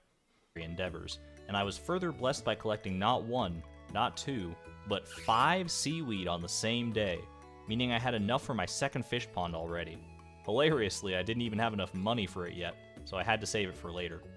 Summer rolled around, and This is a great hack for Stardew content creation, by the way. This is a super simple shot to do, is to like zoom in on the clock and then cut between days to like show the passage of time like that. I think it looks good, and I think it gets the point across really well, and it's like very easy. You just like zoom in on the top corner and then you zoom out. Rolled around, and with it came my very first bit of fishing experience. The community center was coming along nicely too. You've never seen three seaweed on the same screen. I know, like that was before. Neither before nor since have I seen that much seaweed forageable on the beach there. And of all the times to get it, it was that was definitely probably the most important. And I was feeling optimistic that maybe this challenge wouldn't take as long as I thought. That said, one ominous, salty specter loomed large over my head. The fish tank. Fish tank looks so weird when it's silhouetted like that. Bundles wound up being a major sticking point for completing the community center. I couldn't catch any of these fish myself, so I'd have to rely exclusively on garbage cans, Krobus, and the traveling merchant to provide them. I've done this once before as part of my no level up. There was a time, by the way, when I was trying on this screen here, where Krobus comes in and then the traveling merchant rolls in. There was a brief time when I was trying to animate the traveling merchant so she didn't just like slide into frame like that. I wanted to make it so like the wheels were turning, the pig was kind of like moving its legs to come along. I desperately wanted to do that, but at the time that I made this, maybe I'd change my tune now and now that I have more experience, but like it was just too much work. I had to finally draw a limit. I'm like, no, I'm for the one couple like the 1 second that the traveling merchant is on screen, I'm not going to do that. So she just kind of slides in, which is fine. MJ, by the way, thank you for the $5 super chat. Thank you for this and all your other videos. You've helped me sleep, calm down, and be able to work for the past week. ADHD med shortage is not fun. I mean, I hope I hope the meds shortage ends for you soon, and I'm happy to help in the interim whatever way I can. I'm glad you're getting something good out of these videos. Thank you. How many times did I accidentally fish during my build-up days before the actual challenge day? Pretty much none. I think the only time where I did fish and then realized my mistake, because if I cast my rod, I negate the fishing tutorial that I want to use later on. The only time that I did that, and I caught my mistake pretty much immediately, I was like, wait, is this going to negate it? Is I went to go and try and catch some gold walnuts on Ginger Island using the fishing rod. And the moment I caught my first gold walnut, I was like, I should check if I still have my fishing tutorial available, because I still wanted to use that for the legend. And then I tested it, and I was like, nope, you don't have the fishing tutorial if you catch a gold walnut. So I reset the day, and then that was basically the only little mix-up that I had that way. Krobus, is that real game footage? That Krobus there, that boy's animated. That is one of the animations. Him running off the screen like that. I've done this once before as part of my no level up community center challenge, but that didn't make it any easier. Even in that challenge, I eventually caved and caught the last fish manually. I didn't have that choice here. This time, I was at the mercy of the RNG gods. At least the crab pot bundle came quickly, since that one can be done entirely through foraged items and rock crab drops. But it'll probably be a good while before we can complete any of the remaining bundles. Progress steadily continued, and I managed to build my second garbage fish hat pond moment. halfway through summer. I tossed in a sturgeon since it's the most valuable fish I had at that point, and my oysters surprised me with 3 seaweed at the same time. Not only was this good for future fish pond prospects, but it also gave me the experience I needed to gain my first fishing level. It was a fun scene, the dice in front of the Yoba altar. I like that one. I'm pretty happy with how that came together. The die itself, I knew there was a dice sprite somewhere in Stardew Valley, like I could picture it in my brain. The spot that it might appear in other places as well, the spot that I grabbed it from was the character creation screen. It's like the button they use to like randomize a character. I'm pretty sure that's where I got that from. How many garbage hats did I find in this? I think it was only the one, actually. I've done quite a bit on this farm already, but this felt like the first sign that I was making real progress. Of course, each level after this was going to take more effort than the last, with longer and longer wait times between each one. Level 2 fishing requires 3 times as much experience as level 1, and it only gets worse from there. This, I'm not entirely happy with my visualizations of this, of showing like the differences and gaps between levels, of just like doing the math between the different levels, but I really couldn't think of a different way to go about it. I mean, it gets the point across. It tells you it sort of shows you how much like the big difference, like the gaps as it grows between each fishing level, but I feel like I could have done this a bit differently, yeah. I was in this for the long haul. I do like the colors too, yeah. The color coordination. Or so I thought. With my steadily growing network of fish ponds, it was only about a week into fall that I reached level 2. And a few weeks after that, level 3. Then level 4. At the end of my first year, by following my flowchart of scavenging fish, foraging seaweed, building fish... If you think I picked the scorpion carp coming out of the trash can there by mistake, or just because it was like one of the only fish that I got out of the trash can, you are incorrect. The scorpion carp has secret lore for that scorpion carp, dating all the way back to Price of Perfection and that fun grind. So ponds and repeating. How many fish ponds did I have in the end? I think I do say it in the video. I think it was like a little later on in the video here. I think it was like 23 or something like that. I'd already hit level 5 fishing with 8 ponds to my name. I think that footnote is saying, because I never mentioned what profession I take here. I did end up ultimately going the crab pot profession, because obviously like selling fish for more money didn't matter. Pretty much none of the professions mattered for this challenge. The only one that made things slightly easier was the one that makes it so you can't catch garbage in crab pots, because that makes it easier to set up your crab pots later in the day, since you don't have to worry about garbage messing with you. Also been making rapid progress in the community center, and there's this shot here you might not even realize is like something I had to animate or do any extra editing on. Is this shot of like this bundle complete banner flying across the screen here, but it's 2 separate shots of the game, right? This is like two different bundles being completed. So obviously the bundle banner wouldn't go across both of them, but I wanted it to look like somewhat organic. I wanted it to just be like kind of seamless of the bundle complete thing coming across. So I had to like crop that out on its own and then make it go across both of them like that.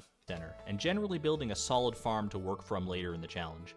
Upgrading my house to have a kitchen, getting a horse and stable, stockpiling materials for items I might need to craft, things like that. I even had time for a few diversions on the side. Year 2 is when things really kicked into high gear. The amount of fish ponds that were producing seaweed for me, combined with some good forage luck, meant that Robin was busy near constantly building more ponds, constructing 3 of them in spring alone. This skyrocketed me through levels 6 and 7 of fishing, something my lovely wife helped me celebrate. Not long into summer, Jody's garbage graced me with a flounder. I couldn't get the animation I wanted, so I redrew the entire game frame by frame.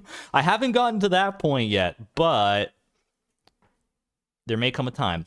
There may come a time, is all I'm gonna say. If I have to, if it's the only way. An ingredient needed for seafoam pudding. I promptly tossed it in its own fish pond, and as if things couldn't be going any better, the traveling cart blessed me with a super cucumber just a couple days later. In terms of raw fishing experience, this is the best fish I could have hoped to find. And considering that I wasn't even halfway to the 15,000 experience needed for level 10. I think this is cute. I love this. I like this little shot with Chloe like running along the bar like that. I think that's just a fun one. This was quite the boon. I hit level 8 fishing shortly thereafter, celebrating with an interesting cutscene. Fishy eggs, yum. To unwind. And, okay, look, this has nothing to do with the challenge. How long did that take? The little animation with Chloe running across the thing? I already had the, like, the backdrop for it of the, like, the fishing XP, showing, like, all the thresholds with the levels and stuff. I had that from earlier on in the video, so putting Chloe on top of that with another animation that I already had is, it didn't actually take that long. That's one of the nice things about, you know, you put in all these times for these, specific little animations, but then you reuse them and repurpose them in different ways, repackage them and reformulate them. It's basically like making a bunch of different little puzzle pieces and then piecing them together in different ways to create new things out of the pieces that you already have. That's a lot of that, especially later on in the video, once I've had built like a long sort of lexicon, a big folder of things that I could draw from. A lot of the later parts of the video fell into place a lot easier than these early a lot more quickly and a lot more easily than these early parts because I already had done the work. It was still work, don't get me wrong, it was still a lot of work to piece them together, and the bulk of the work was still figuring out, you know, how to piece those things together in a way that made things work. And then sometimes you found out you were missing a piece that you wanted to make it look exactly the way that you needed. So I had to go and like make something else, and so on and so forth. And you know, but it does help to build it up over time. But can we have a moment of silence for this tragedy in Glowshroom Grotto? The Junimo cart shot is actually devastating. It's so bad. It's one of the worst setbacks in Junimo cart I've ever had. A few days into fall, I picked up a I couldn't not have it in there. One of the few fish I still needed for the community center. I popped it in a fish pond, just in case I needed any extra. But funnily enough, the tiger trout is the only fish in the game that doesn't reproduce, meaning you can't get any more via fish ponds. A neat little parallel to tiger trouts in real life, and it might throw you off if you don't know about it, so I figured I'd mention it. Even with this little hiccup, level 9 fishing came in short order, and the end of the first leg of this journey was in sight. With so many fish ponds... When was it that I realized that I could just pay for Joja instead of completing the community center? Pretty late on. It was like probably, you know, roughly around in the video when I start talking about it. Is like once the community center was already pretty close to completion, then I thought about Joja and I was like, oh yeah, I could do that instead. But I was, like I said, I was already like, it'll get into it in the video here, but I was already close enough, so I just went for it. Experience every day. I knew that level 10 wasn't far off. I powered through the rest of fall, excited to hit my first big milestone. I even took the time to paint my farmhouse an appropriate color for the occasion. I'm pretty happy with that paint job. One short week into winter. Level 10 hype. Honestly, pulling this off before the end of year 2 was something I couldn't have predicted going into this challenge. I had no idea.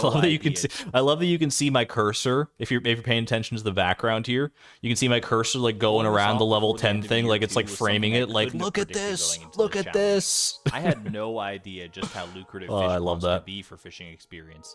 I also didn't realize how many fish ponds I'd be able to construct in that time. 23 in all. 23 fish ponds. There you go. Access to materials. Needless to say, I had gained a newfound appreciation for these things.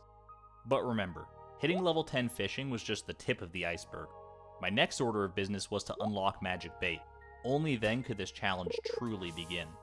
However, one massive obstacle still blocked my path. The community center. After consistently checking my various sources for nearly 2 years, I still had 4 fish left to find. The chub, walleye, catfish, and tilapia. 2 of these are available from Krobus, and Linus can actually send a catfish in the mail. So the main sticking point would be getting a walleye from the traveling cart or garbage can. You have a good one there, Vince. Thanks for hanging out. Take care. But while thinking about the logistics of all this, I had an epiphany. Did I actually have to finish the community center? This bomb animation is another one of those that I took and Because what I originally did with Did this I actually bomb, have- where it sits here and it like shakes and like the fuse is like lit and flashing and all that stuff, it's another one that I tried to just like eyeball. I tried to just like, you know, keyframe it so it was like jumping around all haphazardly, and it just didn't look right. So it's another one where I like went and recorded an actual bomb in the game and then moved the sprite in tandem with that recording to make it look as organic as it possibly could. Do I know how many total fish I got before fishing? How many total fish I got before fishing, like from trash cans and stuff like that? I'm not sure, no. To finish the community center? My true goal was to reach Ginger Island and unlock the Walnut Room, but there are technically 2 ways to do that. I could either complete the community center, or I could buy out the Joja Community Development form. Boo, This option was something I so boo. rarely consider, something I've never actually done in a legitimate playthrough. Can you tell that line was recorded a long time ago, before before randomized perfection was a thing? That it took until this point for me to remember that it even existed. I had more than enough money by this point, so it seemed like a no-brainer. But I don't know. Maybe I'm just overly sentimental, but seeing the community center this close to completion, it felt like it would be betraying both the town and myself if I gave in to Joja at this point. This is one of my favorite little shots here of just, you know, Chloe and Haley and Tim B-Ball, like one side against Morris on the other side. I feel like it's just a nice shot. Sure, it's just a silly video game challenge, but I still have standards. Still, getting... Yo, did you see what she hit Morris with there? Do you see what she hit him with the slingshot? Boom! Look at that. Look at that, man. Standards. Still, getting these 4 fish, all of which would take who knows how long to show up, was a daunting prospect. It's gotta I hurt took getting some hit in the time to face mull with it a over, cactus and root. as if the game could read my mind, Krobus offered me a chub just a few days later. Right-click to retrieve cactus This fruit. cemented my decision. No matter how long it took, no matter how many trash cans I had to search, the community center would be finished. I forsook all my other duties, going so far as to sell all my beloved farm animals. There's a little Easter egg here. It's a blink and you miss it kind of moment. If you look at the names of the animals that I'm selling, Going so far as to sell it's a deep cut. You got all my wahoo. beloved farm animals. To focus You've got cowfish. entirely Are on there any other finding ones these that last I 3 show fish. here? I even What is that one? Tank. What is that one? Fierce Sapphire? I think these are all names of fish, like names of like actual fish. Like I think when I was doing this challenge and I was like trying to decide names for like my animals, I had like Wikipedia open and I was like I was just like, give me a random fish name, and I just like, and these were some of the ones that I found. And I found cowfish for one of the cows. That's just a bit of a deep cut, just a little fun thing I was doing when I was actually recording it. Did I draw and rotate all the pixel art myself, or did I crop the frames out of the game? Most of the frames are most of the stuff is things that I cropped out of the game. Any pixel art that I did myself is usually just editing things that were already in the game, so it's not like a full pixel art creation all on its own. It's like editing something. It's kind of like Frankensteining different pieces together. Is a lot of what I did, which still took work, but it was a lot easier than making the pixel art myself. I do think I've become a bit of a better pixel artist just by virtue of doing that, like analyzing the Stardew sprites and the artwork so much, and sort of understanding, or at least beginning to understand, sort of what goes into making the pixel art look as good as it does in some places. Gamers Weekend, thank you for the $5 super chat, by the way. Gotta go get some work done, but I'll 100% be rewatching the VOD. Have a great rest of the stream. Thank you so much for dropping on in. It's always good to see you. And best of luck with your work, or have a good day at work. Take care. 2 million gold into the return scepter, just to streamline my search as much as possible. Wahoo best fish. My persistence paid off after just 1 short month. It's like a as Mario Linus sent fish. me a Maki roll in the mail. This in itself was worthless, but when someone sends you a present Poor in the Linus, mail, man. you can reset the day and change the item you received, drawing anew from their list of possible gifts. A mere 3 resets later, and I suddenly had a catfish. 2 bundles remained. Another month later, and the traveling merchant granted me a walleye, the rarest of the final 2 fish. Then, Did I have a lot of excess cash on this file? I think I had a decent amount of cash. I mean, I had enough cash that I could buy the return scepter and not have to worry about it. I think while I'm doing the actual Master Angler Challenge, I had something like 600,000 cash in pocket, so I definitely had more than I needed. Then, By some miracle, the tilapia appeared in Krobus's shop just 2 weeks later. I made a... Did I ever consider not save scumming the mail? Seems like something I've declined at other times. I don't know if I've ever declined save scumming the mail. I feel like the mail strategy, resetting the day for what you need out of the mail, is something I've always been relatively receptive to. It never crossed my mind at that time, but you know, in the future, I have been toying with the idea of, you know, doing certain challenges or challenge archetypes where I don't where I just ban myself from resetting the day period. And I think that could be fun for sure. But in the past, I don't think I've ever had that. Beeline for the community center, completing the final bundle that very day.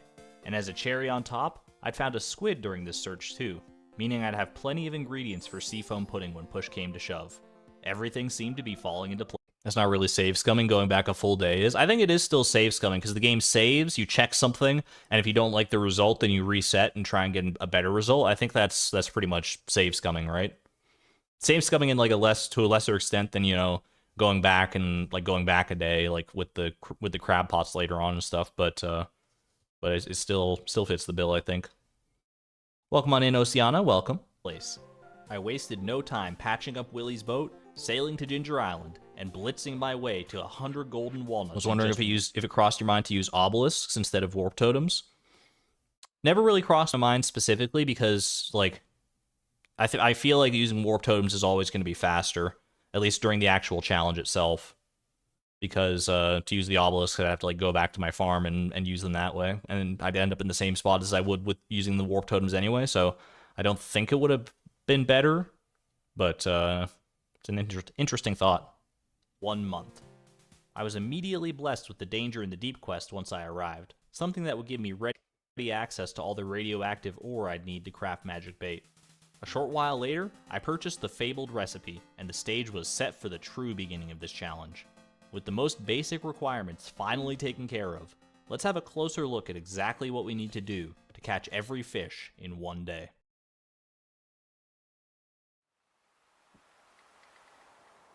Tell me, I'm excited to learn.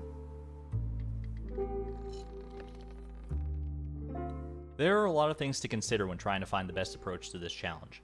What items and equipment do we need? What route should we take between the various locations? Is a certain day or season better than the others? Is this smart Argon origin? Are important. I mean, this is the first like video or anything that I have where the Chloe with glasses makes a prominent appearance. I'm pretty sure. Yeah. And at the end of the day, they all deal with confronting this challenge's biggest, most intimidating foe: time. Every day in Stardew Valley begins at 6 a.m. and can end as late as 2 a.m. when you'll pass out from exhaustion.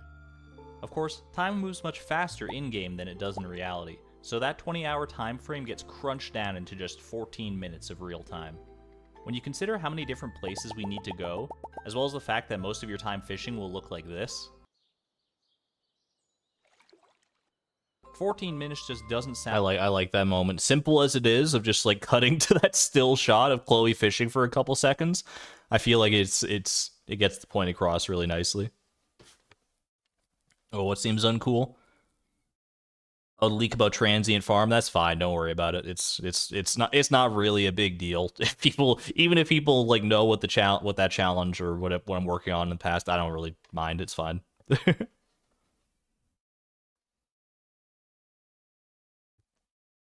How did I decide how long to make that still shot? It was really just it was a gut feeling. it was a gut feeling. I feel like I got it pretty good. I feel like it didn't let it linger too long and I didn't cut it off too soon. It was really just, you know, just a gut check. Is like, does this feel right? And to me that felt right. Sound like enough time to catch all 67 fish. But what if I told you that 14 minutes is actually the minimum length of one full day, not the maximum? See, certain actions in the game will cause time to freeze while you're doing them. Talking to villagers, sorting through chests, the dramatic pause, just to name a few. Fishing is no exception, although it's a bit more complicated than it might seem. To see why, it's important to understand exactly how fishing works. The dramatic. Fishing can be broken down into 4 distinct phases: casting your line, waiting for a bite, reeling the fish in, and the catch itself. Of these phases, time only pauses during one of them, the minigame portion, which is probably the first thing that comes to mind when you think of fishing. During every other part of this process, the clock is ticking. This means that we'll have to minimize the time spent during each of these phases to maximize. By the way, I do somewhat regret putting that alarm clock sound on that clock there, because I know some people use these long form videos to fall asleep to, and I didn't think about it until after the fact. It's like, man, if you're sleeping and you hear an alarm clock sound in the video that you're listening to, that's not great. I think it's quiet enough that it's fine, but it did cross my mind after the fact.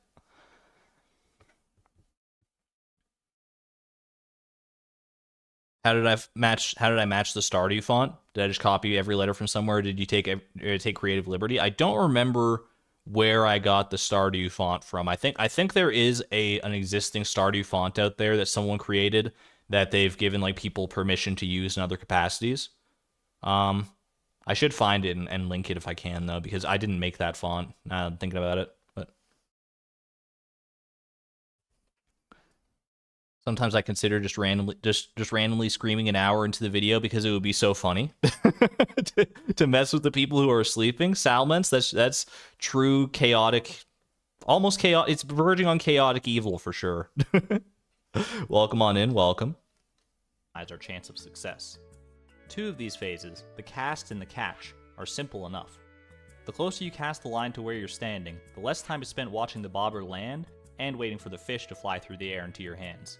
Now, fishing this close to land is counterintuitive, and you might think that we'd end up catching a lot more trash, or the fish wouldn't bite as quickly, or something like that. In reality though, this isn't actually the case. In general, the farther your bobber lands from shore, the higher its fishing zone will be. Getting the fishing zones like this overlaid on top of the video here was also one of those. It took quite a while to do that. Just, you know, not because it was particularly hard, but just because it took a long time to actually, you know, fill this out and make it look the way it does. It was just, you know, just a long process. But oftentimes the things that I worked the longest on in this video, the little graphics and little moments that I worked on for the longest amount of time, are the ones that I'm happiest with. So it really does pay to do it. Third line up is 2 pixels thick. Third line up is 2 pixels thick. Oh, you're right. Shoot. No! Your fishing zone does affect many aspects of fishing, but crucially, the time between bites isn't one of them. And while it does technically mean we'll catch more trash than average, when you factor in our obscenely high fishing level from seafoam pudding, this effect is basically non-existent in practice. But that still leaves the final phase, waiting for a bite. Fishing is a notoriously random process, and nowhere is that more clear than during this step. Is this the actual zones? That was the map there was accurate to the actual zones, to the best of my knowledge, yeah. Also, one thing I wanted to point out real quick, there are a few custom, like these little emotes that pop up over Chloe's head and other characters' heads throughout the video. Most of them are just like ones that I took directly from the game, and I animated the same way as I animated anything else. There were a few like this dice one here that I custom made for like different little moments, and it wasn't anything too fancy, but there are a few of them. So keep an eye out for those. I like to think they blend in pretty seamlessly with the rest of the video, but there are a few that aren't in the actual game. Process, and nowhere is that more clear than. Well, I consider a different spouse on the next challenge. Once your Depends bobber on hits the who water, I'm playing as. The game starts a timer to decide when you'll get a nibble. This timer can be as short as 0.6 seconds or as long as 30 seconds. That's a huge range, but thankfully there's a lot we can do to whittle it down. First, every fishing level reduces the maximum bite time by 1/4 of a second. At level 15 fishing, this equates to a 3.75 second reduction. Next, we can look at fishing tackle. These are different styles of lure that you can attach to an iridium rod for a variety of effects. The only one we care about right now, though, is the dressed spinner, which further reduces the maximum bite time by 7.5 seconds. Dressed spinner These are easy enough to craft, so we'll have a few on hand for when they break, which happens after 20 catches. Finally, having bait on your rod, and this includes magic bait, cuts both of them in. Is that Squeak a dust sprite sound? I think like the one where like Chloe like jumps up and she's like surprised and shaking and all that stuff. I think that's the bat sound. I think that's the sound of the bat screech. Minimum and maximum bite times in half. I got a number of comments about this, by the way. There is a footnote here, see footnote 11. So check out the footnotes if you haven't. If you have any questions or if you notice something weird, that's it could be addressed in a footnote like that. But I do say here that the bait cuts the minimum and maximum bite times in half. And you'll notice cutting 0.6 seconds, the minimum time in half, and maximum bite times in half, goes down to 0.5 seconds. Few people suggested, oh, it's probably just a typo. It's not a big deal. It's not a typo, actually. It's just that the lowest that the minimum bite time can go is 0.5 seconds. So the game tries to cut that 0.6 second time in half, and then it caps it, but it caps it at 0.5. So that's as low as it can possibly go. Just in case you were curious. That could still be a long wait for a single fish, but it's leagues better than the 30 seconds we started with. And believe it or not, we can still do better. While both normal and magic bait reduce the bite time by 50%, there is a third kind of bait, wild bait, that cuts it by... Pour one out for the magnet. Doesn't get any mention as bait at all here. by 62.5% instead, meaning our true lowest max time is about 7 seconds. You get the recipe for wild bait from Linus's completely normal and innocent 4-heart event, which is why where have I seen this before? We just saw this event like yesterday on stream. My way to befriend him earlier. But hold on, we can't use... Do you know how much the magnet bait cuts the time? It's the same as just regular bait. It doesn't have any... The only effect it has different from regular bait is that you get more fishing treasure chests. Otherwise, it's the same difference. Both wild bait and magic bait at the same time. There's only one spot for bait, even on an iridium rod. Why do we care about this? The answer is that magic bait, despite being the only item that makes this challenge possible, also leaves us vulnerable to the dark, twisted powers of probability. Probability jump scare. Magic bait lets you catch any fish in the area regardless of time, season, or weather. But let's consider what that really means. Instead of a small pool of fish to choose from, every time you cast your line, you're opening up a Pandora's box of Piscean possibilities. You notice me flexing my alliterative muscles right there?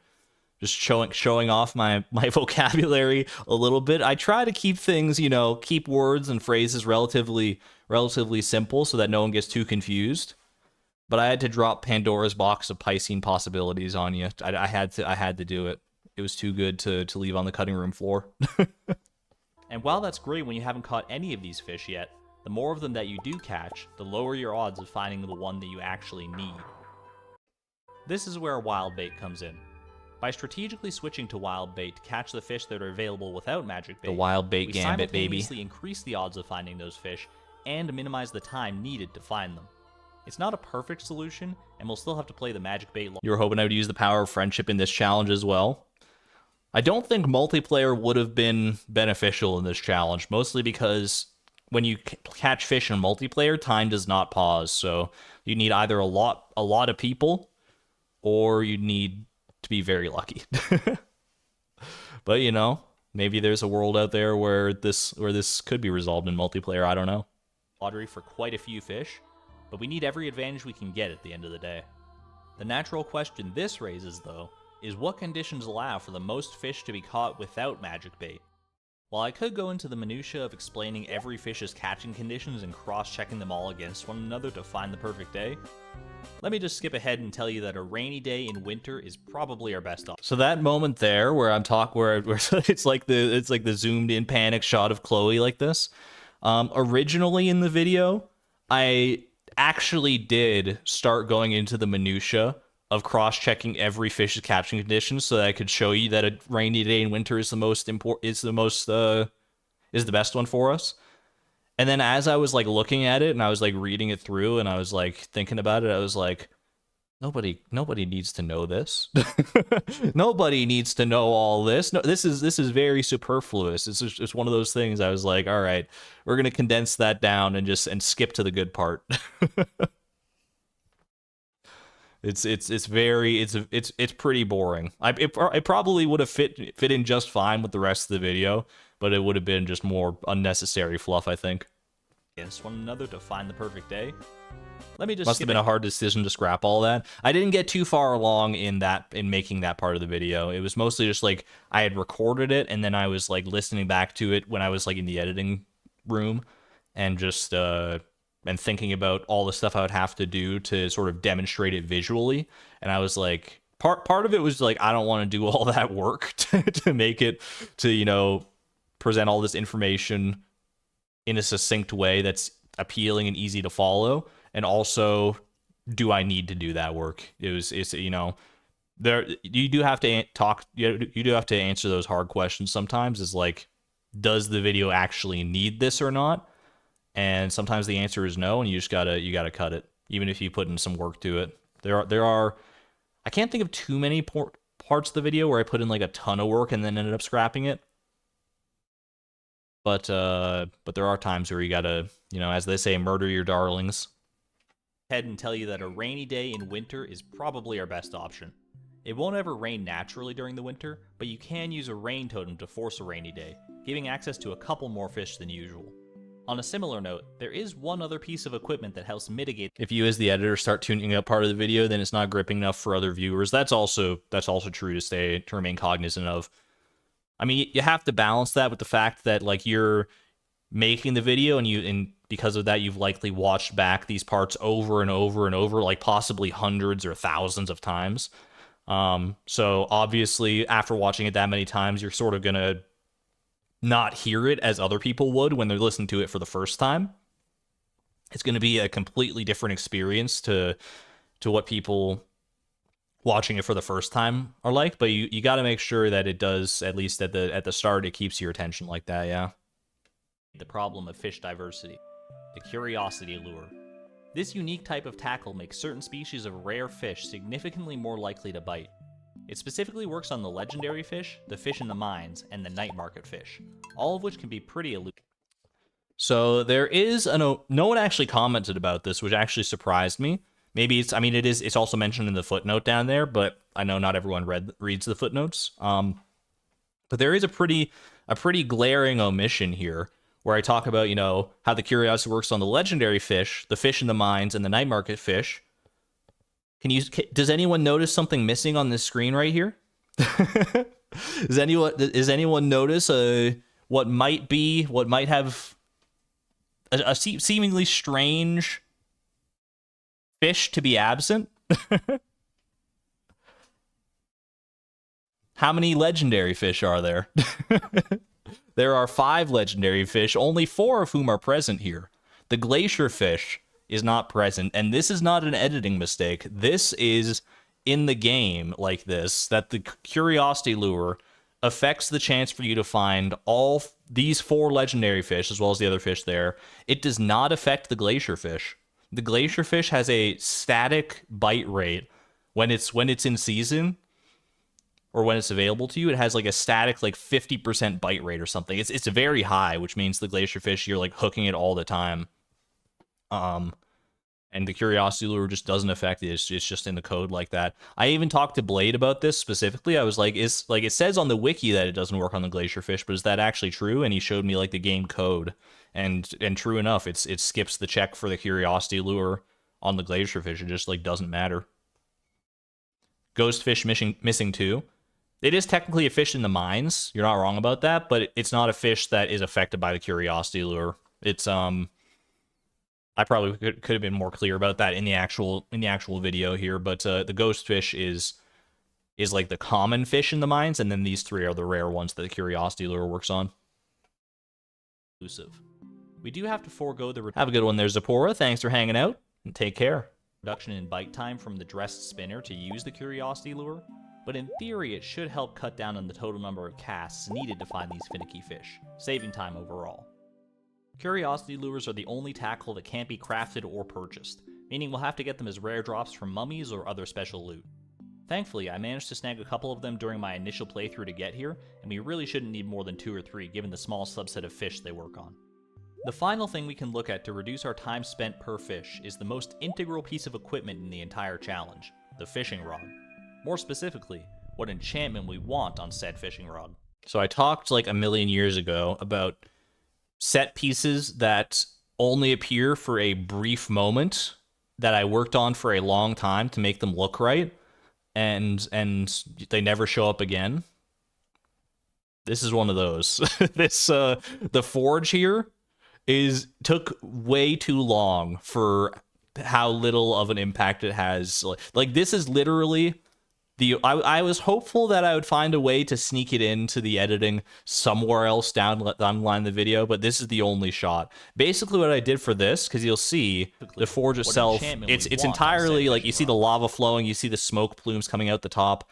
So I took basically a static image of the forge, and then I recorded the forge doing its thing, doing its idle animation. And I just like looked and I took each frame and I like recreated the frames of the lava flowing, put those lava flows on the spots they need to be. I recreated the smoke effects like frame by frame. It's just a lot of frame by frame tracing over the animations. It does look good for sure. For the moment that it's there, it looks great. And now I do have an animated forge that I can use in other videos if I need to. But for this video in particular, it was a decent few hours of work for what amounts to something very inconsequential. At the top of the volcano on Ginger Island, you'll find the Forge, an ancient machine that can be used to imbue your tools and weapons with powerful new effects. By sacrificing a prismatic shard and 20 cinder shards, you'll get a random enchantment on your chosen time to make a getting every enchantment challenge. That would be the place to use it, wouldn't it? Tool. In the case of the fishing rod, there are really only two enchantments worth consideration: the Master enchantment and the Auto Hook enchantment. Master is basic but strong. Probably a resource library you could upload those to. Actually, yeah, I could probably make some of the things I made here like public and let other people use them. Some of these little animations. Obviously, the ones for Chloe would be more specific to me, so I wouldn't need to post those anywhere. But for other things like that, I could definitely drop them somewhere. Yeah. Providing a flat +1 bonus to your fishing level while using the rod. This would slightly reduce our maximum bite time and make it easier to catch difficult fish by increasing the size of our fishing bar. Yeah, I'll just have to look into the assets for the Master Angler Challenge and see like which ones are more generic that could be more useful to some people out there. And I can definitely put them somewhere. Both valuable assets. On the other hand, Auto Hook, have a good one there, Purple. Take care. Makes it so you don't have to click or press any buttons when a fish bites, automatically plunging you into the fishing minigame immediately when you get a nibble. Reacting to a fish in time isn't all that difficult, but it does waste a few moments per cast, and this reaction time adds up pretty substantially over the course. Are you allowed to do that with graphics out of the game? I mean, it's stuff that you could, in theory, make yourself, even if you didn't have Stardew Valley. Like, the graphics that I made with the Master Angler Challenge, it's all stuff, like, that I grabbed either from, you know, the wiki or I either grabbed it from the wiki or like Spriter's resource, or I recorded it from stuff in the game and then like traced over it. It's all stuff you theoretically could do on your own, so I don't see a reason I wouldn't be able to like post it out there. Not for like, I wouldn't, you know, be selling it or anything. That would be crazy, but just as resources for other creators, I think it'd be fine. Is AutoHook something that started off as a mod originally, got added in 1.5? Maybe. I don't know. I don't know if it was a mod before then, but of an entire day. AutoHook would completely negate this, probably allowing for a few extra casts overall. Both of these enchantments this is your favorite part of the video here? I settled on Master for the time being, which I realize now while editing looks like a really, really stupid decision. This is a pretty good part. If we rewind just a bit, did you see how small the reduction in bite time? You might think that sort of rewind effect took a while to get right. It didn't, actually, and that's entirely because I think I followed, like, some tutorial for it. I was like, you know, I could probably try and finesse this myself to make a rewind effect on my own, but I don't really feel the need to do that, so I just, like, went and, like, Googled, like, Premiere Pro rewind video effect and just followed the tutorial on that. It's one of the few times that I actually did that in this video. Can we rewind just a bit? Did you see how small the reduction in bite time from the Master enchantment actually was? It's literally less than 1/10 of a second. And don't even get me started on the difference in the fishing bar size. I checked. It's 8 pixels bigger, which isn't even a 4% literally true. Increase. 8 pixels. Meanwhile, AutoHook's over here casually saving enough time for a minimum of 3 extra casts, usually a lot more. Obviously, I should have done this comparison while actually playing through the challenge, but better late than never, I guess.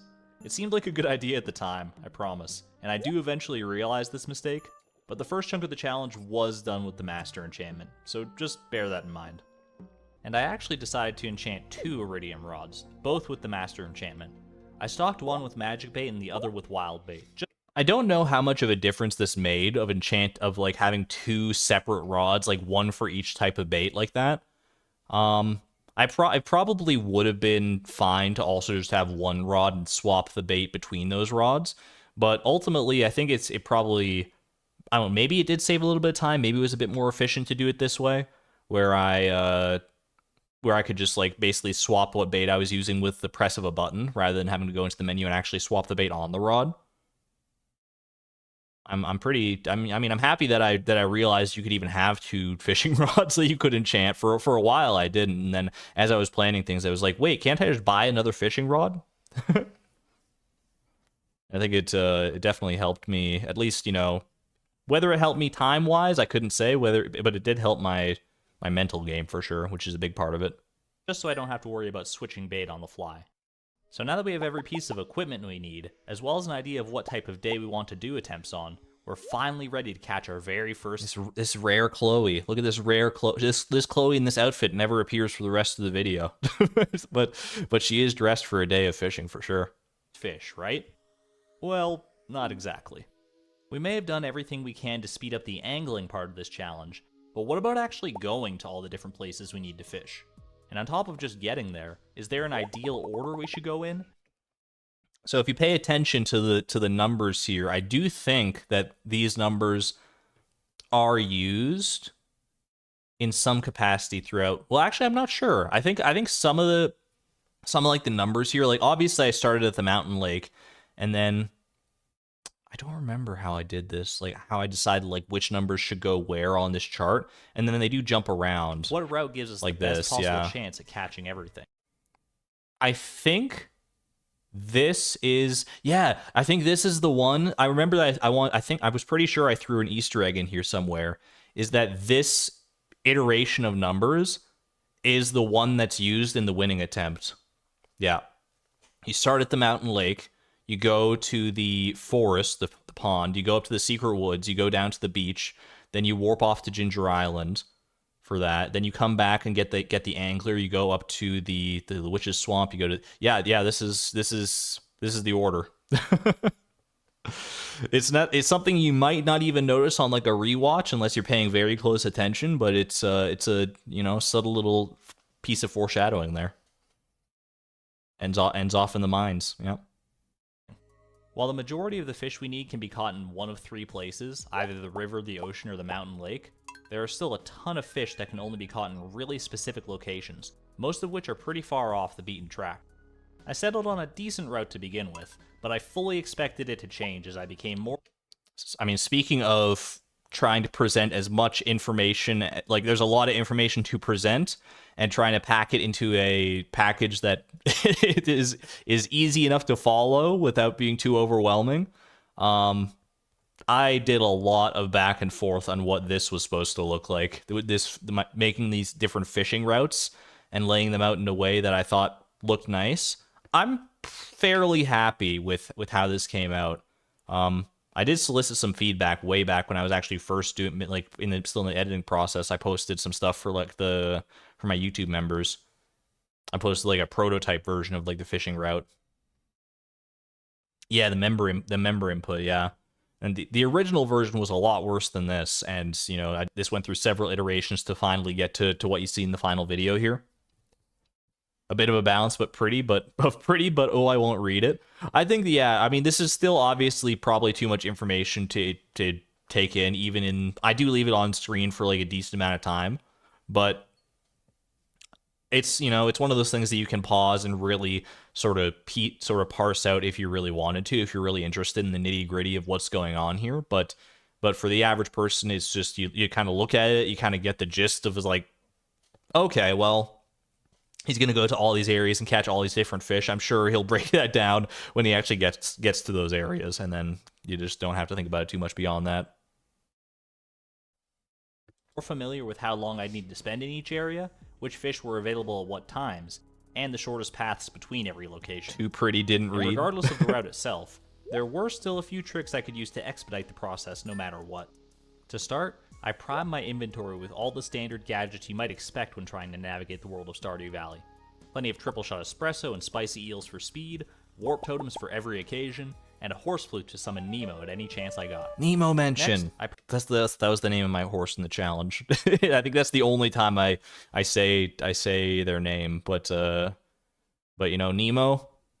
We get some 07s for Nemo for doesn't get honestly this horse did not get enough credit for the amount of work that it did in this challenge, running Chloe back and forth all over the world. Nemo, this one's for you. This is your moment to shine. All right, you massive respect for Nemo. Couldn't have done it without you. Horse flute to summon Nemo at any chance I got. Next, I did own a horse. It's true. I purchased the community upgrades from Robin. For those unfamiliar, once you've completely upgraded your own house and finished the community center, how many times did the octopus end my runs? Too many. Too many to count. You can opt to have Robin build a house for Pam and Penny, provided you have the money and materials to spare. As wholesome and kind as this is, though, it's technically just a stepping stone on the path to the next community upgrade, the town shortcuts. By forking over an additional 300,000 gold, you can have Robin construct shortcuts around Pelican Town that make it significantly faster to move between certain areas. Notably for this challenge, these shortcuts include a very quick path between the mountain lake and the river in Pelican Town, and a path between the beach and the Cindersap Forest, which otherwise requires a significant detour. It's a lot of money and extra effort to save. This money counter here is another one of those, you know, I mean, take a shot every time I talk about one of these, about a thing where I put way too much time into for how long it's on screen. Originally, what I did with this is I thought like I could maybe do like a shortcut where I just like go into the game, I record myself getting like a bunch of money at one point, or like in one like moment, and then just like sort of crop around that and post it in the video. And I tried that originally, and it just didn't look good. So what I did was I was like, okay, I'll just take the money counter and I'll have a different frame for each individual counting of the money. Like if you pause here, you can go frame by frame. Is this how do I frame advance in premium? I don't know how to frame advance in VLC Media Player. Does anyone know the keyboard shortcuts? But you can go frame by frame and see each of the individual amounts of money that I put in manually into this money counter. Right arrow? I don't think it's right arrow. That goes like too far ahead. E, thank you. Next frame, yeah. So you can go frame by frame and just see them, these numbers that I actually physically put in. I put them all in, going up a little bit at a time. By the same increment every time, I'm pretty sure too. As the thing is going up, and it's you know, save maybe 30 seconds or so. But if I want to give myself the best chance at doing this, I'm going all out. Lastly, sunglasses Chloe, another rare Chloe. Regardless of the rest of my route, is always going to be the legend. Every fish has a difficulty value associated with it that determines how tough it is to catch, and the legend has the highest difficulty value in the game, so getting it out of the way first is a smart move. But that's actually only part of the reason to go for it first. How many of the fish can I recognize now by their reeling pattern now that I've completed the challenge? More than the average player, but not as many as you might think. I mean, a lot of them are similar to each other, and a lot of them are not very distinct at all in my brain, especially this far after actually doing the challenge. When I was in the thick of it, I was definitely a lot better at it than I am now, but this far out, it's out of my brain for the most part, except for a select few for sure. Have a good one there, Jerry. Thanks for hanging out. Since I haven't actually caught any fish up to this point, despite being level 10 fishing, the game still gives me a tutorial prompt when I hook my first catch. Legend with the tutorial made me chuckle. Until you catch it's a good tip to know. If you really want an easy way, or at least a different way to catch the legend or the glacier fish or any fish that you might be having trouble with, fishing tutorial is your friend. You can only use it once, but you can use it once to pretty good effect. For you to fail the catch unless you actively cancel it. The game just doesn't let it happen. We can exploit this to repeatedly cast our line until we hook the legend and reel it in, saving us the trouble of having to catch it the old-fashioned way. You can technically use this trick on any fish as long as it's your first catch, and there's an argument to use it on the glacier fish or octopus or any other notoriously difficult fish. But there's something that just tickles me about hooking the apparent king of all fish as my... I can't remember. I did. I was gonna say I can't remember where I got like this like crown to put on the legend from. I think it looks a little silly the way that it is in the video here. He looks a little derpy with that crown. I'm pretty sure that the crown is literally just from the, like, when you hook a legendary fish and the little fish sprite on the bar has a crown on it. I think I took that one, I blew it up bigger and put it on top of the legend here because I was like, this seemed like the easiest way to go about it. You thought it was a bow? It's whatever your heart wants it to be. It's supposed to be a crown, I think. You thought it was a wig? It makes the legend look especially regal. That's the important part there. It was meant to be a crown, but I couldn't figure out a way to make the crown look good, so I just settled it with it looking bad. My very first catch. It's also a pretty short jaunt from using the mountain warp totem to catch into the legend, making it a quick way to start off any attempt. So, now that we have everything we could possibly need both to navigate the world with relative ease and to catch everything, it's finally time to start fishing. At least, that's what I would say, if not for crab pots. No, crab if you pots. Remember back to the start of the video, No. I mentioned that 9 of the 67 fish we need are caught using crab pots. 6 from saltwater crab pots, and 3 from freshwater. I do like how I had Chloe like walk up looking so like fed up with these crab pots like this. Like that's how I felt when I got to this part of the video. If there's any part of the video that expresses like how I felt during the creation of the moment, it's this one here. I was like, I got to this point in the video. This is something that literally happened. I got to this point in the video and I was getting so excited to move on to the part where I was actually like starting to fish. And then you hear this part that is like in the script that I forgot I recorded from forever ago where I start talking about crab pots. And then I'm like, oh no, I have to make a section about crab pots. I wanted to start the fishing thing. Let's get on with the fishing already. Come on, chop chop. And even in the editing room, I was like, oh man, these crab pots. Come on, dude. No one cares about the crab pots, but you have to take care of it because they're fish too, even though, you know, they're very easy once you know what to do, but you know, I played into it a little bit here and I think it was fun. 67 fish we need. And strangely enough, this crab pot section does lead to one of the most to one of my favorite parts of the video. So are caught using crab pots. 6 from saltwater crab pots and 3 from freshwater. And while you might think this is as simple as placing a bunch of crab pots around the day before our attempts, I wanted a more elegant approach. I am definitely glad I didn't do this, by the way, place all these crab pots around and just like go and pick them up. I think it would have just made fishing just like going around and fishing and seeing all these crab pots just cluttering the screen all over the place, like the final product, it would have made it look like so much worse, I think. It would have been maybe just like a different vibe, a different atmosphere, and it definitely would have been the easier way to go, but I'm glad that I ultimately didn't go with that. To have exactly one of each crab pot fish ready to be picked up in an easily accessible place somewhere along the route. Did I edit the video start to finish, or did I just jump around? I went from start to finish. I think there's definitely... I think it depends on your editing style and your personal creative preferences, whether you would jump around to different parts of the video and edit them separately and then stitch them together in the way you want them, or if you go from start to finish. For me, start to finish just works best for my brain. But for you, it might be different, so... How did I film this? Reset the day.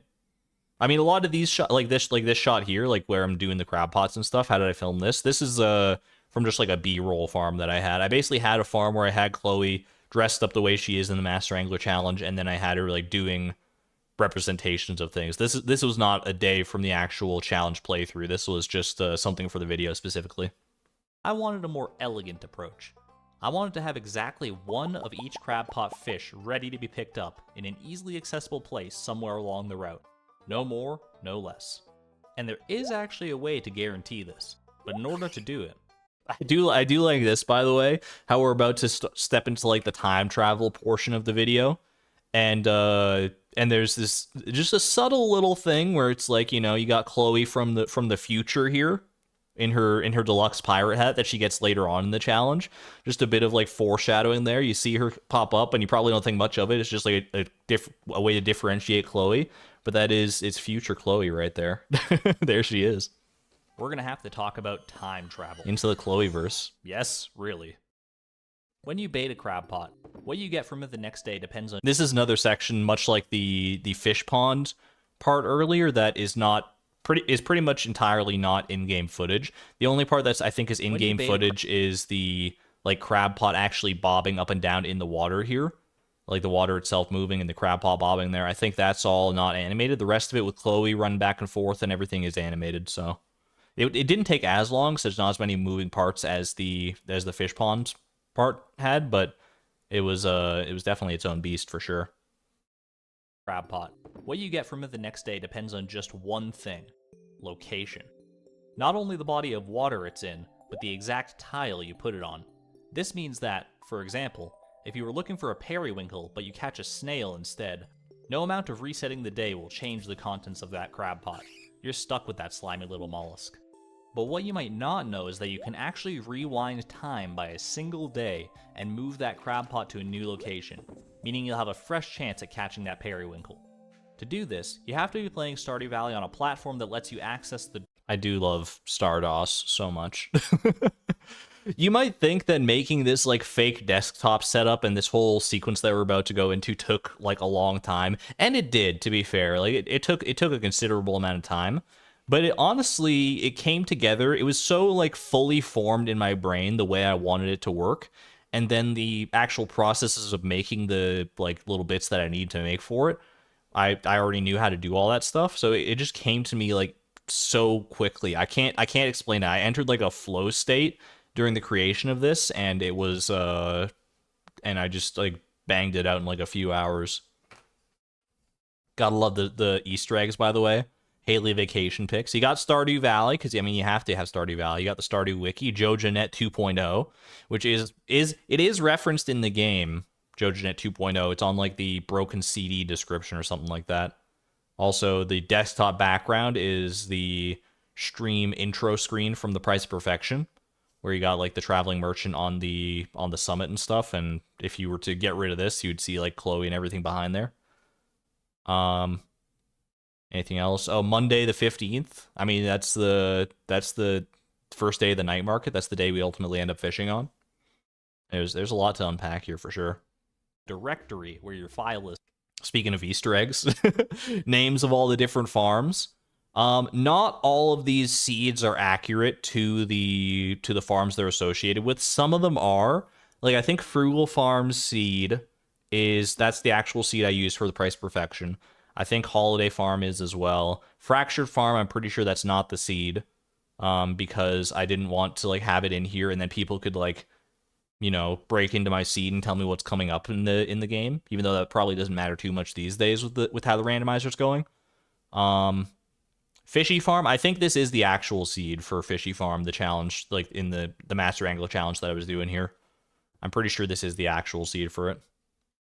Saved. Did I just keyboard smash? I didn't. I made sure if I was making a fake seed, I would sort of format it in the same way as the seeds here so that it somewhat matched up.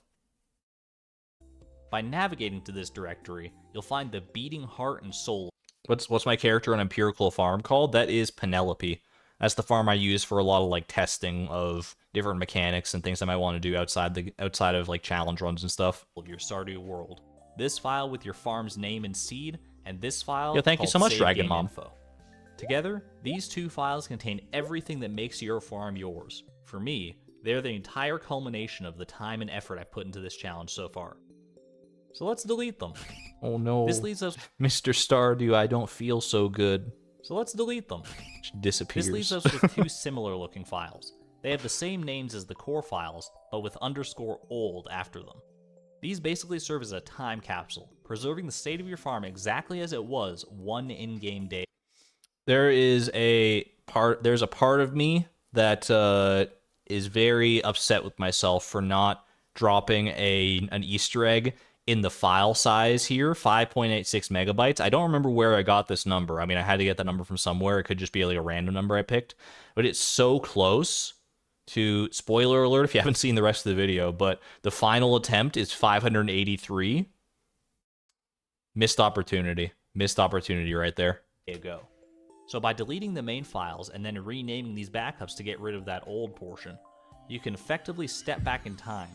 Typically these are here so you can revert to a previous day if your existing save file became corrupted somehow. but we can exploit this to manipulate the contents of our crab pots exactly to our liking. By placing down some crab pots, sleeping to the next day, noting the locations of the ones we need, then going back in time and strategically only placing those crab pots, I successfully managed to get all 9 required fish lined up for the Day of Reckoning. Again, none of this was required by any stretch. Would have been utterly insane as an Easter egg. I love putting little Easter eggs like that where I can in the video, though. There's not that many. I didn't have that many opportunities to drop Easter eggs in there, but they are littered. They are, littered throughout every now and again. Easier to just line these areas with enough crab pots to guarantee I'd catch at least one of everything, but you can't deny that this method is way cooler, and that has to count for something. Alright, no more fakeouts, no more stalling. It's time. After so many hours spent researching, planning, and setting everything up, the only thing left to do was to put all the pieces together and hope it would be enough. I spent the entire day before my attempts making sure everything was in position. I baited my rods, whipped up some seafoam pudding, and arranged my inventory precisely how I wanted it. I even went so far as to do a trial run of my route and clear any wayward debris out of the way for maximum travel efficiency. I hadn't come this far to skip on the details now. At long last, the sun set on that final prep day, and a flame of excitement ignited in my gut. Not wanting to waste another moment, I called upon the power of the rain totem, let Chloe and Haley share a kiss for good luck, and went to bed, ready to wake up. Farmhouse looks really nice. I kind of wish I had decorated the inside of the farmhouse more during the challenge. A lot of it is very practical, and a lot of it is very, just in service of the challenge, which makes sense, but I kind of wish I had done more as far as, decorating goes. Next day, and not a backpack minimalist in this challenge, I see. I really couldn't be, given that I had to, catch so many. I mean, I guess I could have been. Well, no, because I was carrying around so many different, lures and stuff that it would have been impractical for sure. I think the backpack was definitely an important part of getting the backpack upgrade was definitely an important part of this challenge. Fish like never before. Winter 11th, Year 3. Welcome, everyone. The introduction of the rainbow fish. For a long time, actually, for a while, this screen here, where it's Chloe walking up to the day banner there, it didn't have anything else on it. It was just her walking up with the night sky, and I always watched that part back, and I was like, I felt like something was missing, and then I actually ended up making these rainbow fish for a later part of the video, the Emily dance montage, and I was like, yo, it would be so perfect to drop them in here. I can't remember if these fish are in any order, Year 3. or if I just pick them randomly. It's the legends, bullhead. I think this is the actual order that I catch them in the first attempt or something here. Legend, bullhead, surgeon, largemouth bass, angler. Yeah, it kind of adds up. The Nean fish. Arduous fishing expedition in Stardew Valley history. Here we go. Also, fun little tidbit here. When I was making each of these rainbow fish, I have a file for each of them, and I just named them basically if it's the legend, and I give a rainbow trail behind it, it's rainbow legend, rainbow sturgeon, rainbow bullhead. My favorite of those, rainbow trout.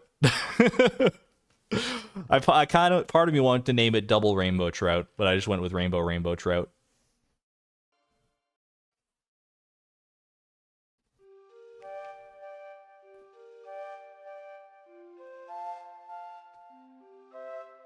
Despite all of the research Rainbow trout I've squared. done up to this point, I really had no idea what to expect when I actually started fishing. No one had attempted this before, so there wasn't any kind of precedent to measure myself against. Would it be surprisingly easy and I'd catch everything with hours to spare? Maybe I'd only catch a fraction of what I needed and I'd realize it was an impossible task. Anything was possible, and I honestly anticipated this being an open and shut case one way or the other. My first couple of attempts fizzled out since I was mainly trying to find my sea legs, but somehow, on just my third attempt, well, let's just watch and see how it went down. I still can't believe this third attempt went as well as it did, honestly. I had such poor optimization. I was really just kind of flying by the seat of my pants at the start here, just really trying to figure it out. The fact that this third attempt ends up going as well as it does is nothing short of a miracle. Immediately gobbled a spicy eel and triple shot espresso for breakfast before warping to the mountains, running to the edge of the lake, slamming back a seafoam pudding, and casting for the legend. You may be confused as to why I didn't pick these crab pots up along the way. Well, remember how I want to use this first fish tutorial? It was enforcing my powers of optimism. As it turns Probably. out, It was a way of the game telling me to keep going, motivating me to keep trying, giving me a really good run at the start, and then forcing me to get better as I went on. Maybe that was what was going on there. Caught any other fish beforehand, including fish from crab pots. So we'll have to double back for these at some point. Alright, now we can get back to fishing. Spicy eel for breakfast, absolutely. You'll be seeing a lot of this overlay in the upper left from here on out, so I should probably explain what it all means. At its core. Oh, one little thing. This is, hold on, I have to go back for a second. We're at, what, 3824? This is just one thing I wanted to mention because I thought it was really, it's a really cute little Easter egg that probably nobody else would ever have anticipated or thought about. Where is it? It's here. Where it is? I think it's a little bit after this. You can have Robin construct shortcuts around Pelican. 1 second. I gotta point out the Easter egg. Lake and the river sap. Okay. Wait. Hold on. I've gone back too far, I think. All right, crab pots. It's right before the crab pots here. I have to talk about time travel. We have to talk about time travel? Yes. And then I skip into this section. When you bait a crab. And the music choice here. So this is a kind of a deep cut, but I wanted the idea of, like, we need to talk about time travel. I wanted that line to be something of an homage to the Pan and Coic Super Mario 64, like, Watch for Rolling Rocks video, where he's like, we need to talk about parallel universes. Because it's like, it's kind of like a similar vibe, right? It's like, oh, all of a sudden we're talking about time travel in a Stardew Valley videos versus like, we need to talk about parallel universes in Mario 64. And so I was like, I want that to be a bit of an homage. And then it immediately goes into this scene, and the music in this scene is the same music as the loading screen for Stardew Valley. It's the music from the loading screen where you're picking your save files, which, if you know anything about Pan and Coic in his videos, he uses, or at least back then he used the file select / loading screen music for Mario 64 for a lot of those explanation segments. And I just thought that was, it was a nice little parallel just for myself, and now you all know about it. So there you go. It was just, you know, fun little thing for me. Anyway, I had to point that out because I forgot about it. But let's pop back to where we were now, 3824, something like that. My brain malfunction. Don't worry about it. It's It's an homage to a different video because I love Pan and Coic style. This window shows what fish are available in the current area, as well as whether I've caught them or not, indicated by the silhouette getting filled in. But you'll also notice that I've separated the fish into 2 different segments with this line. Fish above the line are ones that I'm required to catch before moving on, either because they aren't available anywhere else, or because this is the most convenient place to catch them. Fish below the line are all available in other areas that I have yet to visit, meaning that while I wouldn't mind catching them here, I'll have another chance at them later in the route, so I don't need to catch them just yet. Additionally, any fish highlighted in magenta requires magic bait to catch, while all other fish can be caught with wild bait instead. These icons at the bottom indicate what bait and tackle combination I'm currently using if you want to keep up. I am pretty happy with how this whole tracker came out. I mean, obviously I use this tracker throughout the rest of the video and I get a lot of mileage out of it. I'm pretty happy with how it ended up working. I think it, you know, condenses, it presents the information in as streamlined of a format as I could have hoped to. It's still, you know, a lot, and I don't know necessarily how useful it is for for like actually following along with the video. What I will say is that there were times while I was editing this, and I was like going back and rewatching the attempts and stuff, where sometimes I would find myself watching the actual like main action of Chloe catching the fish, but sometimes my eyes would be following the tracker and just like watching as the fish appeared and, you know, following the challenge that way and see as I saw what fish I caught instead of actually seeing Chloe catch the fish. And so that was an indication enough to me that it was doing its job. If it was pulling my eyes and it was like helping me follow along, I was like, okay, maybe it's more effective than I thought. But there was always that sort of nugget of doubt that it wouldn't be like that effective, but it helped a lot while watching. I'm a tracker watcher. I'm glad to see in chat that a lot of people seemed to enjoy the tracker, because I didn't know how effective it would be. I feel like a lot of people probably could do without it. Some people probably can't do without it. Probably really need that aid in order to not feel too lost based on like what's going on the screen. So I'm happy that it worked out that way. you know, as I sent it around to a few like Stardew creator friends, and as I got feedback from them, and they were watching it, I never got any feedback saying that the tracker was too confusing or that it wasn't easy to follow along with. So I guess, you know, it's, there's still just that nugget of doubt that it was going to be too confusing or too complex, but I'm glad it paid off. I did my best to remember to switch which setup I was using. Made me feel smart enough without having to research what you had left in the area. That was kind of the idea. Yeah, that's what I wanted to. That's what I wanted it to be like, is that you don't need to know the full ins and outs of like what I'm catching and what I still need to catch. You just need to, like, it's like, hey, here's this little box, here's what's missing. That's basically all you need to know. But I am human, despite any evidence to the contrary, so I wasn't always using the perfect combo for the situation. That should be all you need to know to keep up with. One of the custom graphics that I made, this little symbol for the wild bait here. Originally, I did just have it where it was like this little green box and the sprite for wild bait just plastered on top of it, but I didn't really like how it looked. It looked a little bit too cramped. So I took the sprite for the like wiggling worm that you get during the the pirate's treasure quest. I forget what it's called. The Pirate's Locket quest or something like that. The one with Birdie where you're like trading items between a bunch of people, and one of the items you get is the wriggling worm. I took that and kind of like chopped it up and curled it around on itself to get this little like worm effect here. And I think, you know, it pretty adequately demonstrates wild bait, so I'm pretty happy with how that one came to be. Setup I was using. The most important is which fish are mandatory. The rest I forgot, so you weren't always aware if it was wild bait or magic bait. I think that's the nice thing about the tracker, is you can follow it as much or as little as you want to, and it's, as long as it's there and helping some people, that was what I wanted. So, but I am human, despite any evidence to the contrary, so I wasn't always using the perfect combo for the situation. That should be all you need to know to keep up with what's going on. So let's get back to the challenge, for real this time. I swiftly caught the legend before turning my focus to the lake exclusive fish. At this point, I hadn't yet realized that I could save time by casting closer to shore, so you'll see me fishing as far out as possible for most of this run. Regardless, I managed to catch a bullhead, perch, lingcod, and largemouth bass before snagging the final required fish in the area, a sturgeon. You're human? I plead the fifth. 8 a.m. I hurried south to hunt for the angler next. I managed to get lucky with a rainbow trout, catfish, sunfish, and salmon before finally hooking the legendary fish. I stuck around after this since I thought that the smallmouth bass was exclusive to the river in town, but it's available from the Cindersap portion of the river too. Regardless, I managed to catch both a pike and a smallmouth bass before charging north to collect the freshwater crab pots. I continued up to the mines and managed to reel in a stonefish, ghostfish, green algae, and ice pip, all before noon.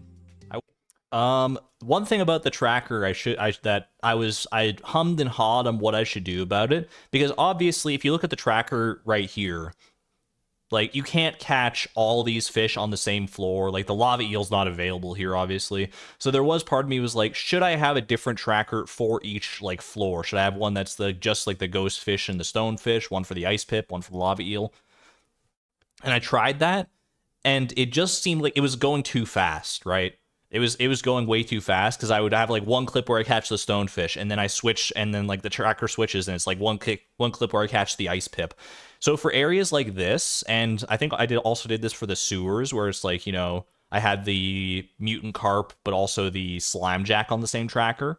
Or like there's like one part where I have like the crimson fish on the tracker, even though I can't technically catch the crimson fish where I'm at.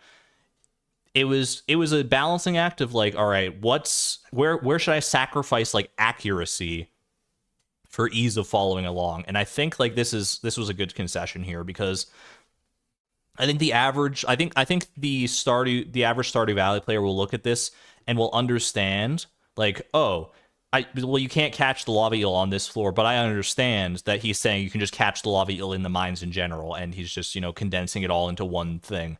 And I think that, you know, that thought probably goes through your mind without you even thinking about it. It's just like an automatic thing, and I hope that that's the way it turned out for most people, and no one was too mad that it wasn't that it wasn't completely 100% lore accurate to what fish you can catch exactly where they are. Warped straight to the beach and gathered the remaining crab pot fish before sinking into the longest unbroken Also debated on whether I should have a tracker at all for the crab pots. Obviously, I decided not to. And I think that is also totally fine. I don't think you really need one for the crab pots, honestly. stretch of fishing bar none. So many fish are available in the ocean. How did I manage inventory space for all the fish? Once my inventory got full, I would delete all the fish I had previously caught, and then I would just keep on catching them anew. That was basically my only solution to that. And I have to fish at this spot in particular to have a chance at hooking the 3 night market fish, which are among the rarest fish to catch even with a curiosity lure on hand. But fate was apparently smiling on me for this one, since I managed to land all 3 of them before 4 p.m. On top of that, I hauled in quite a few of the rarer and more difficult ocean fish, including a squid, pufferfish, eel, and octopus, in addition to a... Did I move fish from the can catch later box when I progressed to different locations? Yeah, I mean, like, if you follow along with what the tracker does, like, a lot of these fish that are in these lower sections here will move to the top section when they're mandatory, when I'm in, like, the last possible area that I can catch them. That's generally how the tracker worked. Is like, it's nice if I can catch, like, the octopus and stuff here instead of on Ginger Island, but once I get to Ginger Island, it'll be above the line, so that it's, you know, that's when it's mandatory to catch. Slew of other catches. Nerves were definitely high at this point. I proceeded to the dock by the tide pools where the crimson fish lives, and I snagged him. You legit didn't know that you could catch the night market fish in that spot even with magic bait. I was surprised at the amount of people that didn't know that. I had quite a few comments on the video that are like, I never knew you could catch the night market fish there with magic bait. That's crazy. Like, I actually had quite a few comments of people who are being like, oh, I assumed you would have to fish on the day of the night market in order to get those fish because there's no other way to get them. And then they had their mind blown that way. But yeah, I guess maybe it's a bit of a deep cut when it comes to, you know, fishing knowledge. Enough. I kept fishing for more ocean exclusives, but the amount of fish I'd already caught led to quite a few repeats. Do I think it would have been possible to complete the challenge using my initial setup? Probably, if I had bubbles in specific locations, or if I had, like, scouted bubbles more. I really do think that ultimately it came down to having good bubble placements. I would be very interested in seeing if there was someone who could do the Master Angler Challenge, catching every fish in one day without any bubbles. That would be pretty wild to me. I'm sure, and like, it's, you know, it theoretically obviously is possible. It's just extremely unlikely. The bubbles make it so much more plausible. But if you could do it without bubbles and you're willing to put in the time and effort, I'd be amazed to see it. Blade has entered the chat. Yo, Cheesy Cracks, thank you for becoming a member at the Electron level, by the way. Thank you so much for the support. I hope you enjoy your emojis and your sword. Careful where you swing that thing. Wasting considerable time. I still managed to pull in a super cucumber. I imagine without bubbles, you could do it with a task, like a tool-assisted speed run.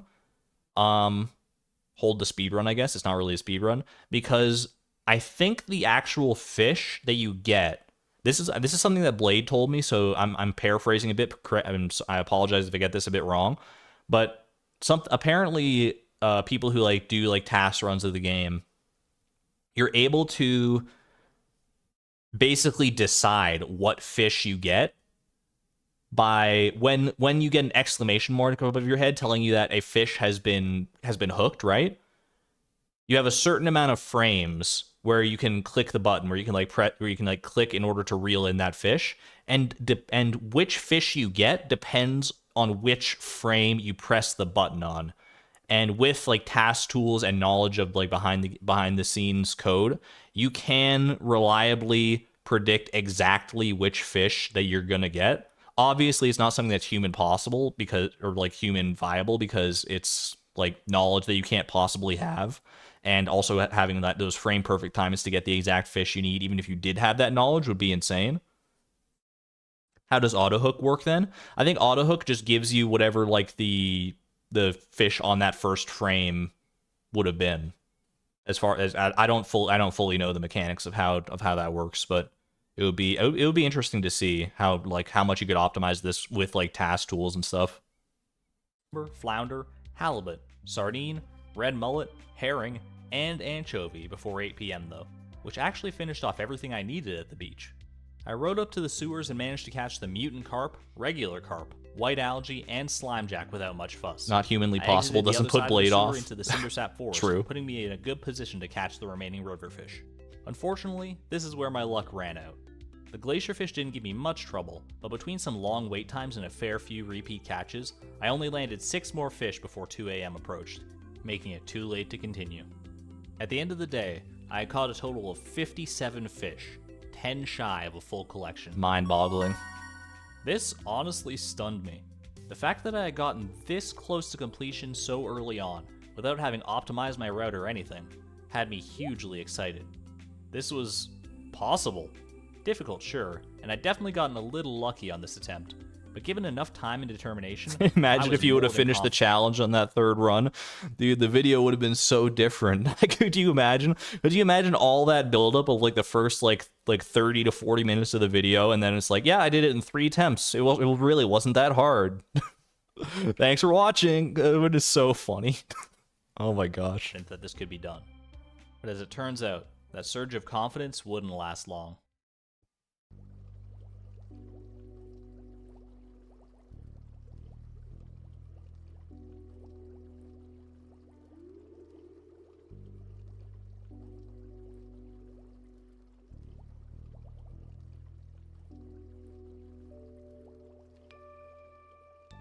I carried on fishing, racking up more and more attempts in search of the perfect run. Granted, I will say, by the way, a lot of the time when you're seeing this, there are sections where you'll see like this attempt scroll in the top left up here, like attempt 55. For the most part, I tried to make sure that this actually lined up with the footage you're seeing on screen, but there were times when I had to sort of make a concession of like, okay, I'll just pick like a random number attempt and then show like what I want to show on the screen, because it didn't always line up the way I wanted it to. So if that ruins the video for you, that, you know, not all the attempts, like this might not actually be attempt 55 that you're seeing right here. It could be like attempt 61 or something like that. I apologize, but you know, it was the price I had to pay for consistency here. Membership canceled. Totally ruined. Pack it up. Sorry. I'll delete the video. I'll make it again. I'll fix it. I promise. Did I use a mod to have the attempt number show up like that? No, that was just something I added in post, yeah. How dare you make reasonable decisions for your own mental health? Not only for my own mental health, but for the production of the quality of the video. It just made more sense. Not that most people are even paying attention to the number in the top left anyway, but still. The majority of these didn't get too far, with most being stymied by the legend refusing to show up early, but I still saw at least a third of them through to completion. But even those that went the distance only caught 40... Wait, hold on, I want to check something there. What's my total earnings on this farm? I'm curious. But even... Total earnings, 5.3 million. That's your answer if you were wondering how much money I made on this farm prior to starting the challenge. Almost 1 million in pocket. Too much money is the answer. I did not need this much money. Those that went the distance only caught 40 to 50 fish on average, well short of my personal best. All of these attempts totaled nearly 18 real hours spent fishing in the same spots over. How long was the total video material you had when I started making the video? I don't know off the top of my head. I can find out for you. Yeah, I could probably find that out actually. If you give me like a second here, I can find out how much actual like raw footage I had, like what the total amounts to here. Let's see. So I still have all the raw footage from the Master Angler Challenge here. So if I do this and check this, check the details here, it might take a second. I can tell you right now, looking at it, the raw file recordings, they add up to 482 gigabytes of recording, which is not all of the recordings. Some of the recordings I deleted because like nothing happened in them. There weren't any attempts that were worth preserving, so I ended up just like deleting them because I knew I wouldn't need those clips. So there's technically this is less, like significantly less than the actual amount that I ended up recording. So it was like, what, 482 gigabytes I said, and according to the properties here of all the different files, it was 136 hours, 34 minutes, and 36 seconds of footage. is how much I have from the actual like recording process of the challenge. That's how much I have saved from what I actually did. So there you go. Let me pull the video back up in a second here. Yo, Aga, thank you for the 119.99 PLN, by the way. I'm just lurking, but this is actually fascinating to me how you do challenges like this. Thank you. I wanted this to be sort of a learning resource for people, and I'm glad that it's shaping up to be a fun time. Thank you so much for the support and the generosity. 5 days. You don't think there's that much space on your entire computer? I'm lucky to have a beefy enough computer with terabytes of storage for sure. And on the list of why video editing is rough when you don't have the free space on your computer, yeah, that's true. You're gonna need to invest in some like external hard drives or something. All right, let me bring you back here. It's this one, yeah, okay. All right. And over again, resetting the same rainy, dreary day in the vain hope of recapturing my beginner's luck. During these long, lonely hours, I began pondering, searching for any advantage I could press. Anything I could leverage to save more time or improve my chances. It didn't take long for my mind to wander into the realm of superstition, trying to make sense of the random assortment of fish I was catching. $40.40 Canadian in PLN. That's insane. Thank you so much again, Aga. That is insanely generous. I really appreciate it. Did some species prefer one tile over another? Would angling my cast affect anything? How about the direction I was facing? I actually do think the direction you're facing somewhat matters. I didn't do too much like research into this or like look or like crunch the numbers too much. But like if you really think about it, the direction you're facing would matter because the animations of pulling in the fish from different directions take different amounts of time, and that time is time when like the game is not frozen. So I don't know what the shortest one is. I want to say it's like when you're fishing to the side is the shortest animation window versus when you're fishing up or down. But I'm pretty sure it is a little bit quicker, yeah. Casting horizontally is quicker. It's relatively negligible, but it would make a difference in a challenge like this, I think. Maybe fishing closer to shore really did hurt my chances. At one point I even tested whether the time of day, like the actual physical time when I was playing the game, would impact the type of fish I caught. To say I was desperate would be an understatement. True story, yeah. The only I did real do nugget that. of wisdom I gleaned during this time was to avoid catching fishing treasure chests whenever possible. Is that like how walking to the right is faster than walking to the left? Is that true in Stardew? I don't even know if that's I don't know that. If that is true, that's news to me. Hey there, Mastermind. Time doesn't pause during the opening animation, so it wastes a second or so every time it happens. Yet despite any adjustments to my strategy, route optimizations, or crackpot theories, I simply couldn't recreate the luck I'd been blessed with so early on. Attempt 64 exemplified this, being my worst performance by far at just 39 fish, and this served as a wake-up call. I went back to the drawing board to see if there was any way I could tangibly improve my odds. I settled on two big changes. First, I realized the auto-hook enchantment would save more time overall, given just how many fish I was catching. So I loaded a backup save and set about re-enchanting both rods. I had to grind more prismatic shards and cinder shards to do this, and I picked up this deluxe pirate hat during the process, which I took as a sign that I was on the right track. Classic pirate look. She's here. She's finally arrived. The true master angler. Look at her.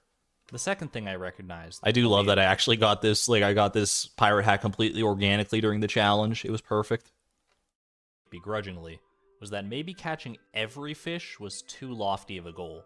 Yes, I had already gotten remarkably close, but the past... Backup save loaded why? Because... I'm trying to remember why I loaded a backup save. I think it was honestly just to, like, get back... why did I load a backup save? Trying to think. I think it was so I could set things up for the same day. I'm trying to think. Why did I need to load a backup? There was a good reason I needed to load a backup save in order to set up these new enchantments and stuff, but I don't remember offhand what the reason was. Rain totem save? I don't think so. I'm trying to think. I'm sure if I thought about it long enough, I'd remember, but I honestly can't tell you off the top of my head here. 20 or so hours had shown me Yeah, it might have been to be still on the same day of the year, but I don't even know if I ended up doing that. So exactly how lucky that run had really been, which in turn made me see how much more. either way, I mean, I would have had to reload the save regardless. If I had kept going from that point and like done all that stuff after that day, I would have had to reload a save eventually anyway to go back to the night market, because I think doing all this, like re-enchanting the rods, getting the prismatic shards and stuff, would have taken enough days that it would have been probably been past the night market. So I probably would have had to reload something anyway once I realized I had to do that. Need to eke out those last 10 fish. Was it possible? Probably. But was it worth the commitment? I wasn't entirely sure yet. So for the time being, I lowered my goal to 60 fish instead. Thumbs up if you actually believed that I would stop with 60 fish after I lowered it to this goal. Thumbs down if no. If you knew all along that this was just copium and I would never settle for 60 fish.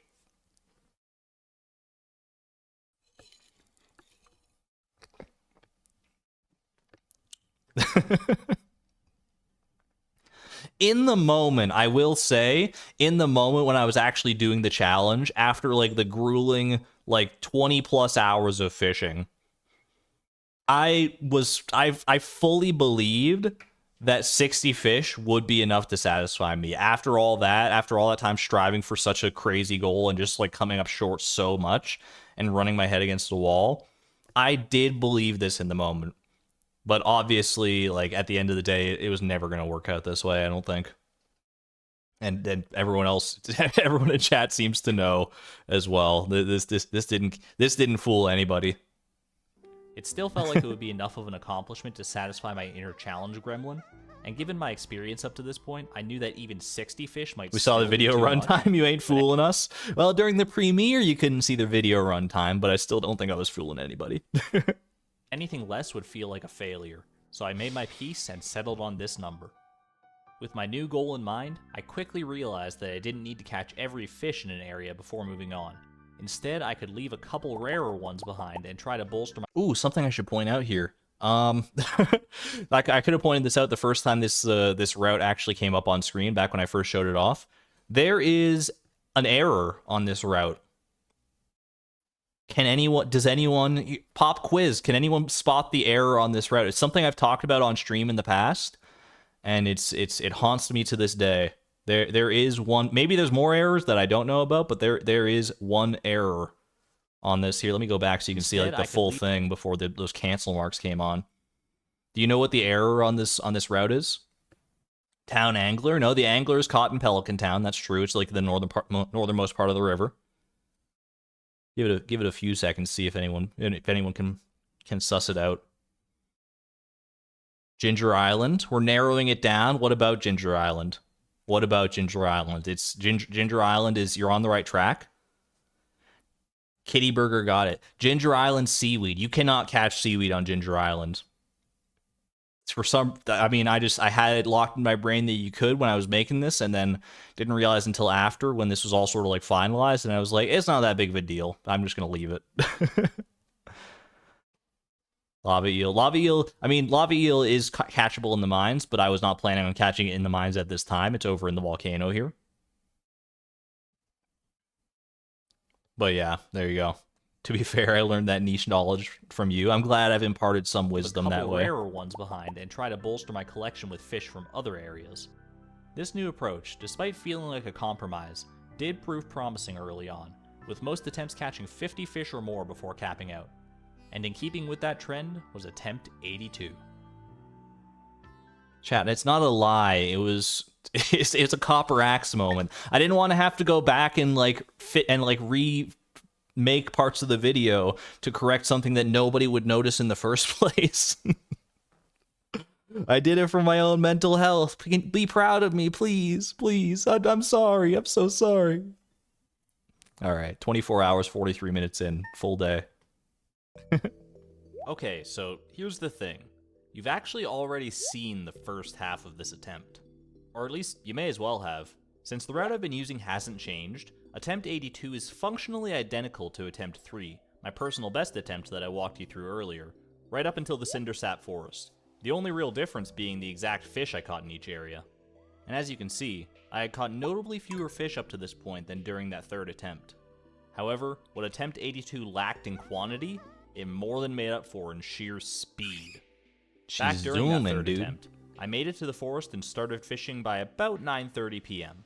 On this attempt... Does 24 hours count the prep work or just fishing? That is 24 hours of just fishing. The prep work came before that. Only 6:30 p.m.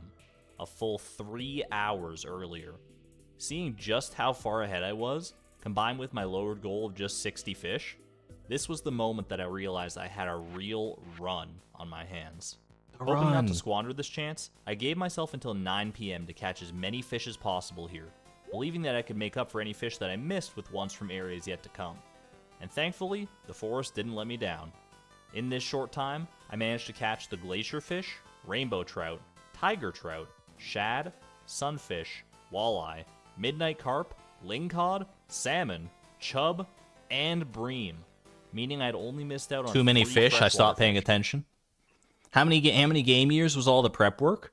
It was almost 3 in-game years to get to the point where I was actually starting to fish. Granted, a lot of that third year was just sleeping and checking the traveling cart in order to get the fish that I needed for the community center to finish it up, and checking with Krobus and all that stuff. But it was ultimately 3 in-game years, just about.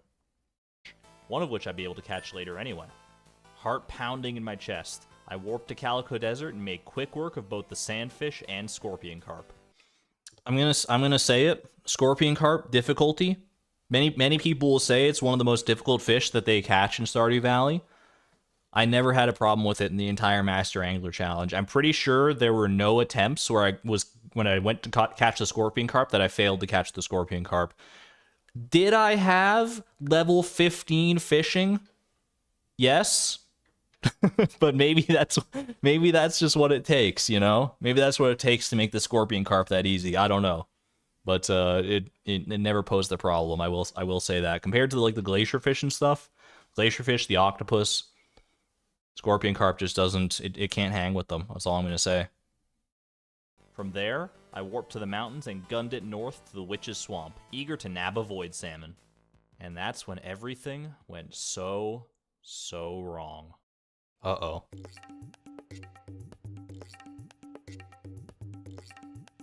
This music is so cursed, dude. I love that I found a place to actually use this song in the video.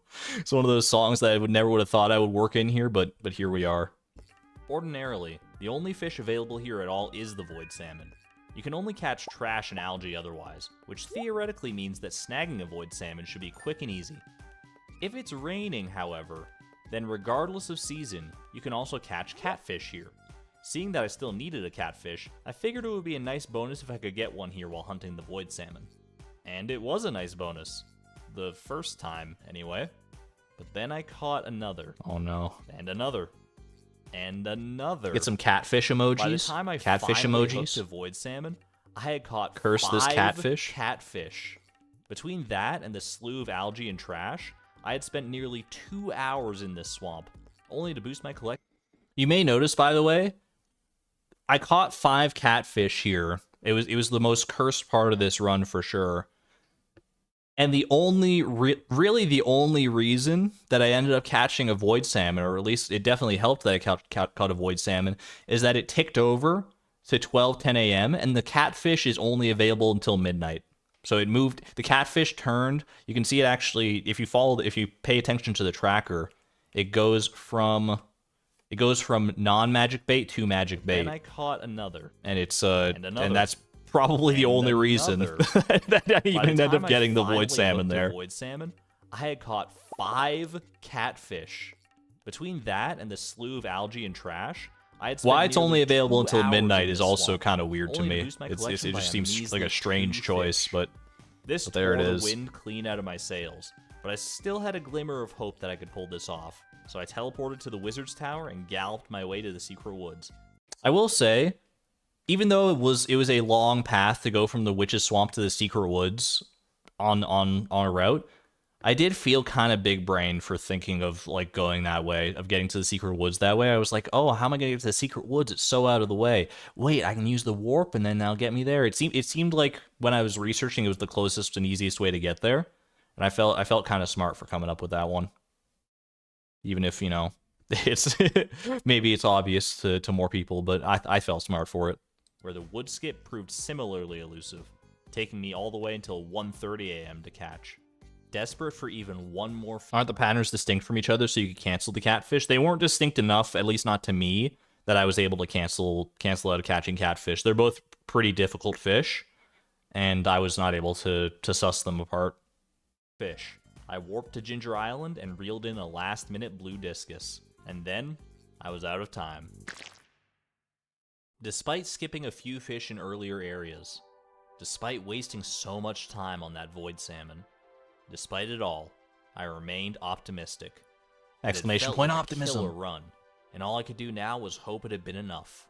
I turned to the collection page, counted them up, and saw that after everything, I had, in fact, set a new record of 59 fish. Rip. 59 fish. Literally one fish short of my new 60 fish goal. This could have been the run. Should have been the run even. If only I had If that was 60, would I have stopped? It's a good question. I can't honestly know because it wasn't 60.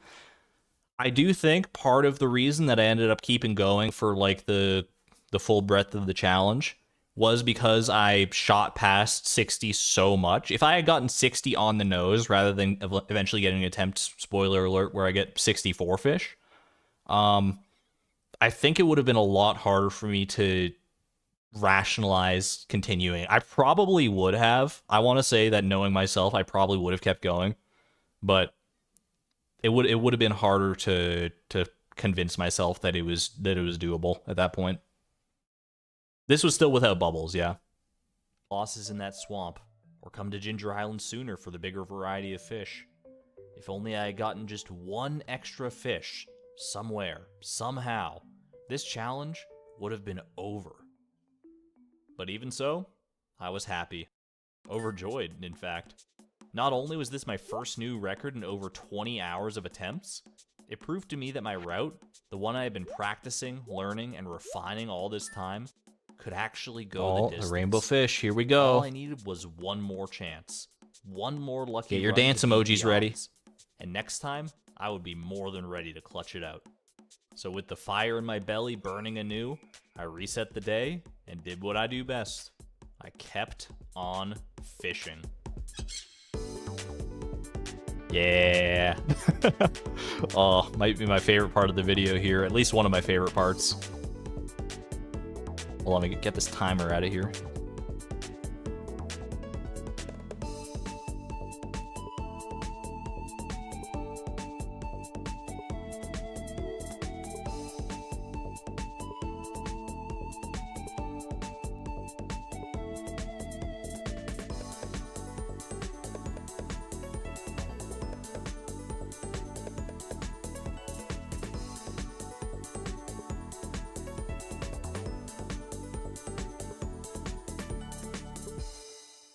The amount of times I have gone back and watched that montage, it came together so much better than I ever could have thought. You know, like anytime you're creating something, whether it be a video, whether it be a story, art, music, whatever, you have an idea in your head of how you want it to turn out, right? And the idea in your head is always better than what you're able to produce in reality because your imagination is so much more limitless than what you're actually able to do with your own skills.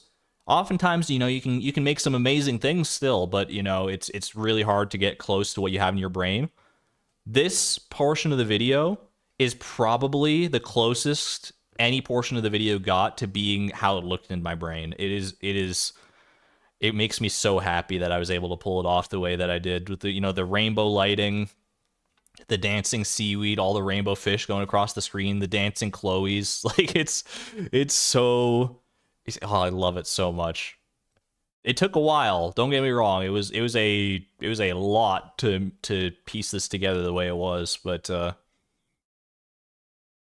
yeah, we can watch it one more time for sure. Once more with feeling. Also, I will say the dancing seaweed.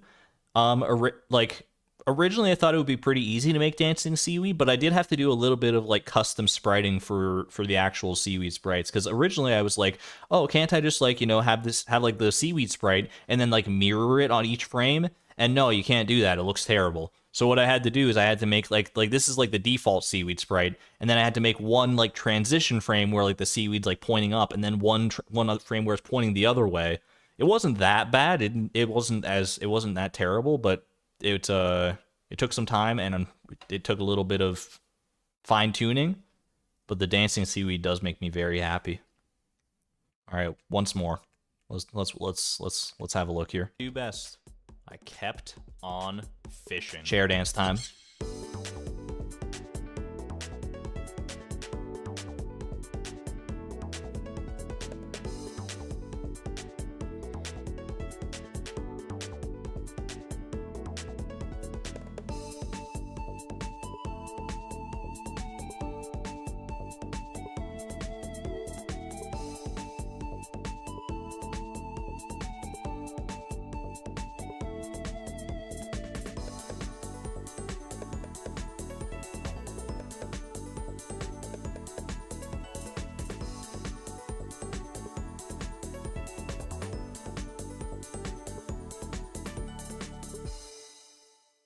I will also say it was important to me to make sure that each of the three Chloes had their own distinct dance, so they weren't just like dancing the same way. I thought it would just make it more fun and give them each a little bit more character. As I was editing the video, each like iteration of Chloe, you know, you got like sort of default sailor Chloe, you got smart Chloe, and you got pirate Chloe. As I was editing them, they each sort of gained like a personality in my brain. I don't know if that's like parasocial to give personalities to three incarnations of the same video game character, but I you know, there's definitely like this Chloe on the left here, the original Chloe is sort of she feels like the sort of naive, happy-go-lucky Chloe who's like just full of optimism and brimming with hope that, you know, that anything is possible. This Chloe, the middle Chloe here, the nerdy Chloe, she strikes me as the as more of like the realist, you know, like she kind of like, you know, has crunched the numbers, she knows, or she thinks she knows things, and she's like always convinced, and she's like very non-emotional, she's very much a logician. And then this Chloe, the pirate Chloe, she's kind of like hardened from all of her experience of fishing, and, you know, she still has that sort of flicker of optimism within her, but she's also, you know, she has some worldly experience about her, you know. And that's sort of at least the basics of where I feel their personalities land. Nerdy Chloe is the perfectionist in me, definitely. Yeah, Nerdy Chloe is, if there's any Chloe that's most like me. I mean, all of these are reflections of myself to a certain extent, but, you know. I crunched the numbers. Actually, that's totally me, dude.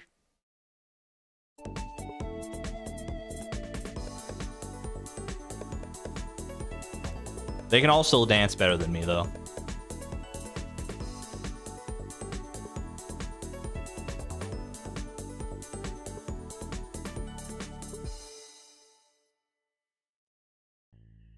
So, despite how fun that might have looked, it was actually the 6 most grueling, painful, demoralizing hours of the challenge so far. Mainly because I did all of those attempts in one long, unbroken marathon. Trying, failing, and trying again. Miserable 6-hour session. And by the end of this session, I desperately needed a break. So I decided to take a step back and re-examine my entire approach to the challenge. My current route and strategies had taken me far, sure, but that didn't mean they couldn't be improved. And with all the experience I'd gained across 30 hours of fishing in this cold, damp purgatory, I felt like maybe I'd have some additional insight into what I could do better, even if only a little bit. So I dove back into research mode, examining every granular aspect of my strategy for things I'd overlooked, scouring all of my failed runs for any common threads of consternation. This moment here where there's all these different attempts scrolling across the background, by the way, is probably the part that my editing software hated me for the most. Not only having multiple different like video clips playing at the same time on the screen, completely distinct from one another, but having them all cropped to fit these different like bars, having them move at the same time. Premiere Pro was struggling, dude.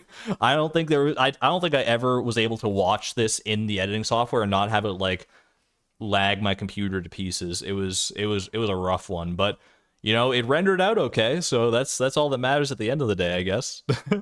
During every strength and every weakness I'd been able to discern, and at the end of it all, I came to one earth-shattering realization.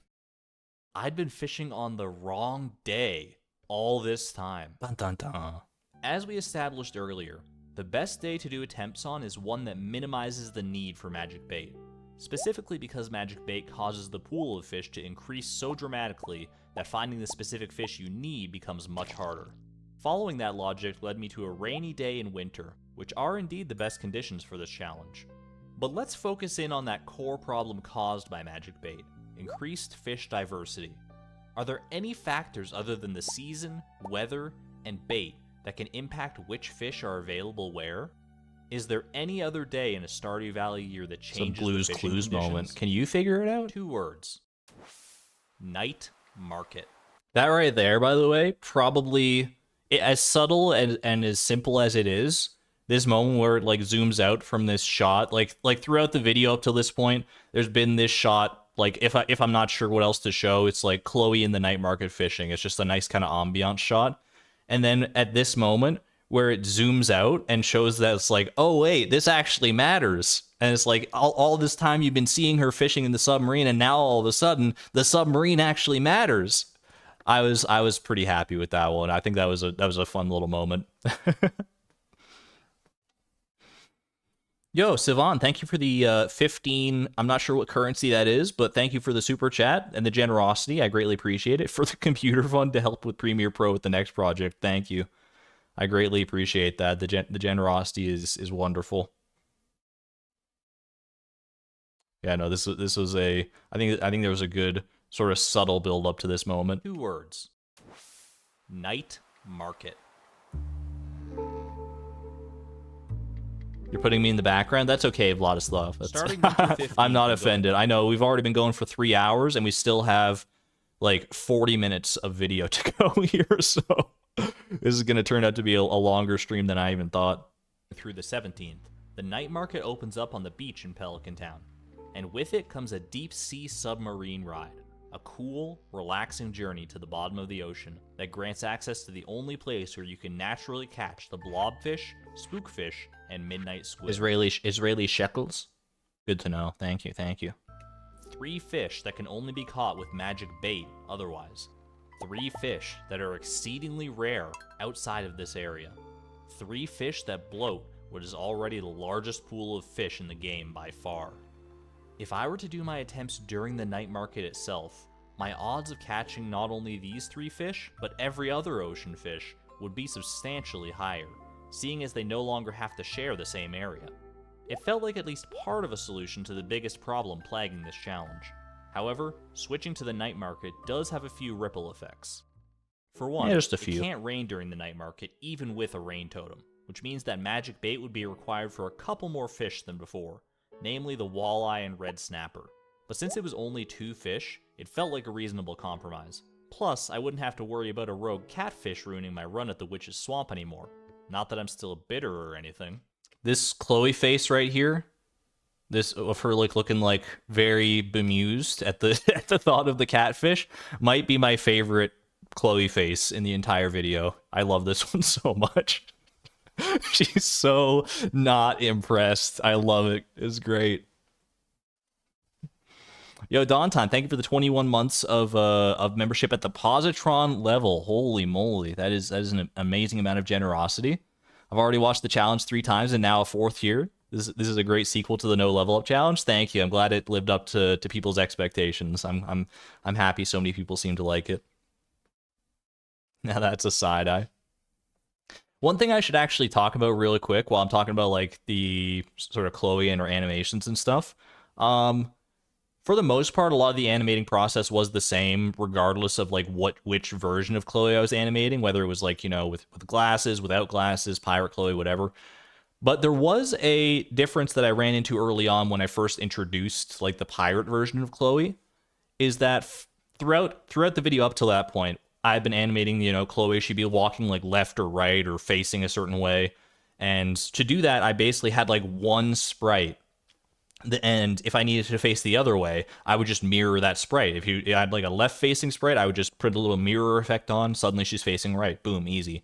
For Pirate Chloe, I actually had to have a separate left-facing and right-facing sprite because of this darn asymmetry of she's got the eye patch on one side and the feather on one side as well.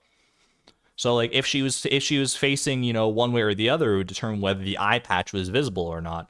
Which honestly, I mean, even if I had just done the cheat of like, you know, mirroring it so that you can see her eye no matter which way she's facing, probably most people would not have even really noticed.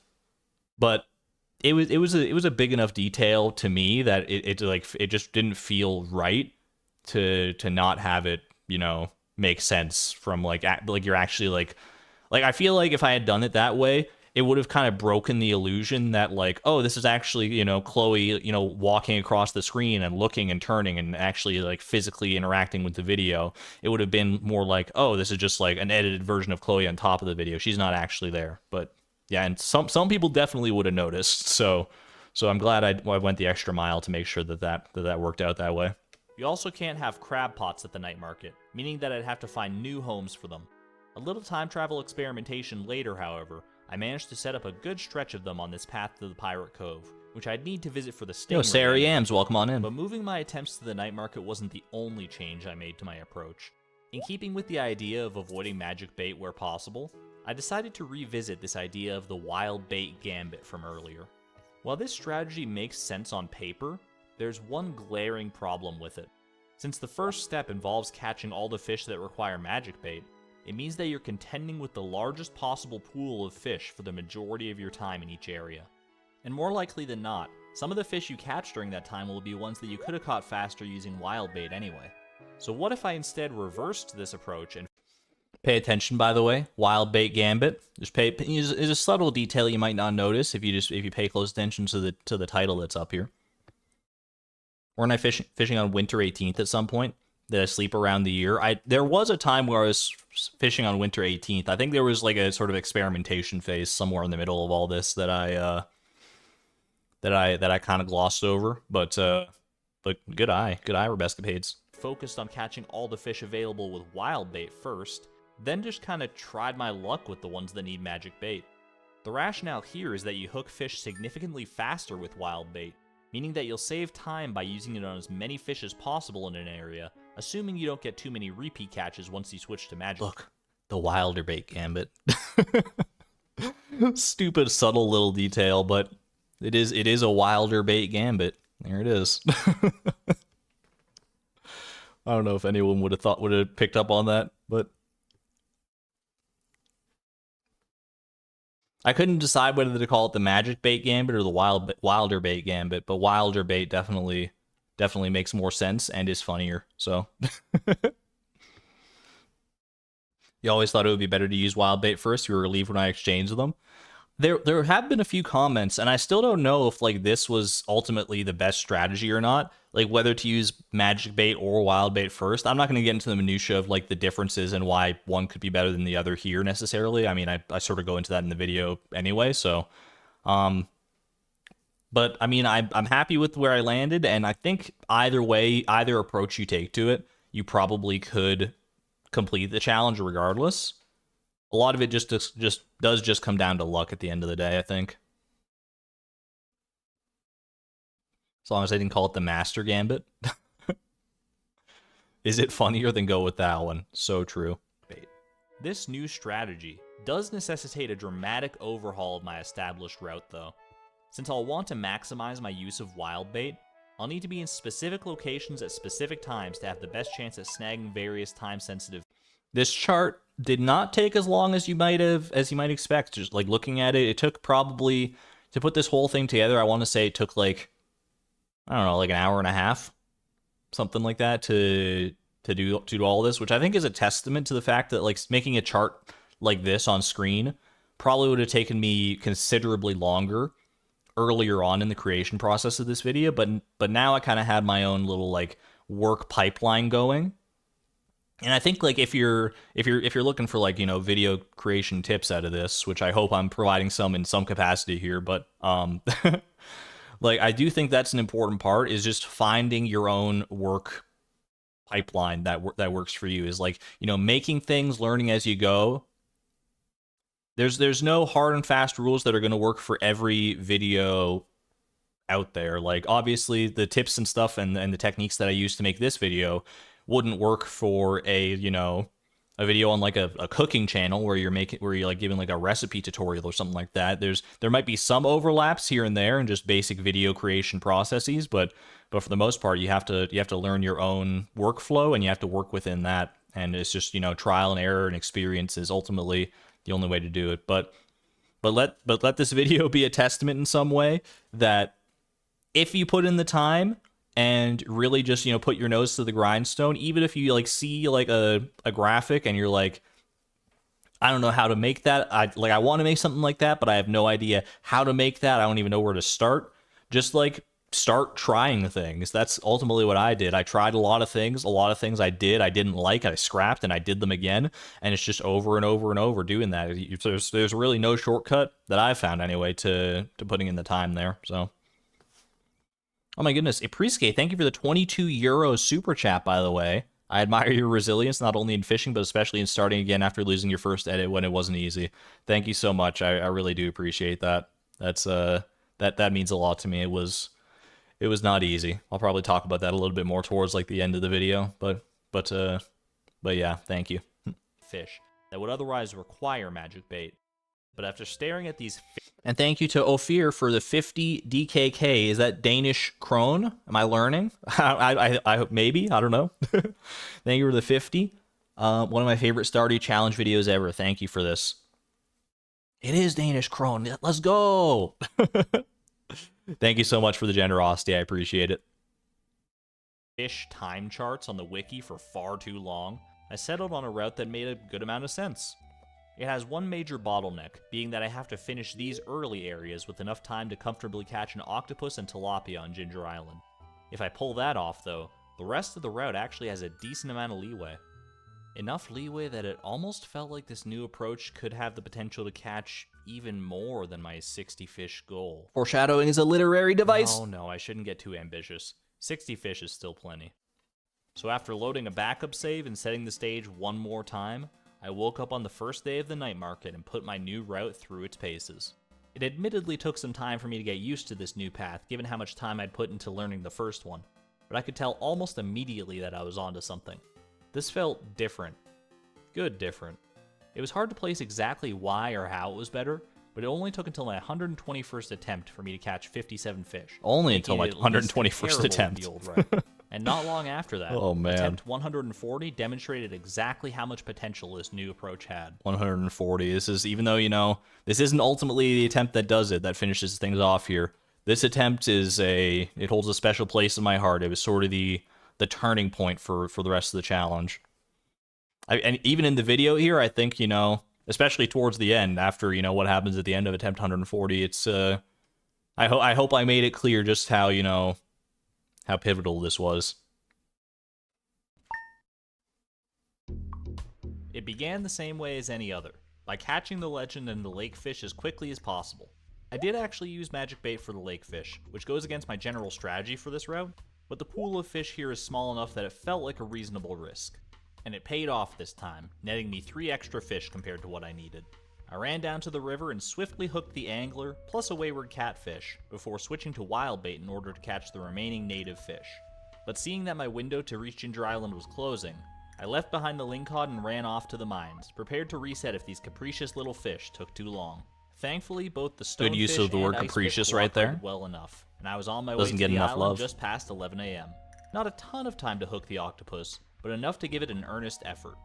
And to my surprise, I actually hooked an octopus first thing, but my heart sank as I failed to reel it in. Ollie, no. I proceeded to catch a flounder, tuna, lionfish, and pufferfish, but without an octopus, which was the main reason to come to Ginger Island so early, it felt like I'd wasted too much time, and I just had to.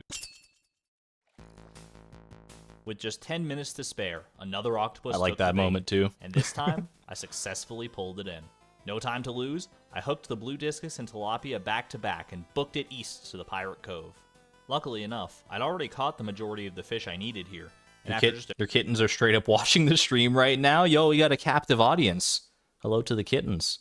a few rogue catches, I sealed the deal by catching the stingray too, landing me on the beach just past 2 p.m. I do love the gourmand statue down here.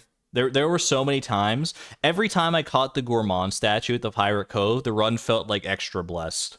I can't put into words why it did.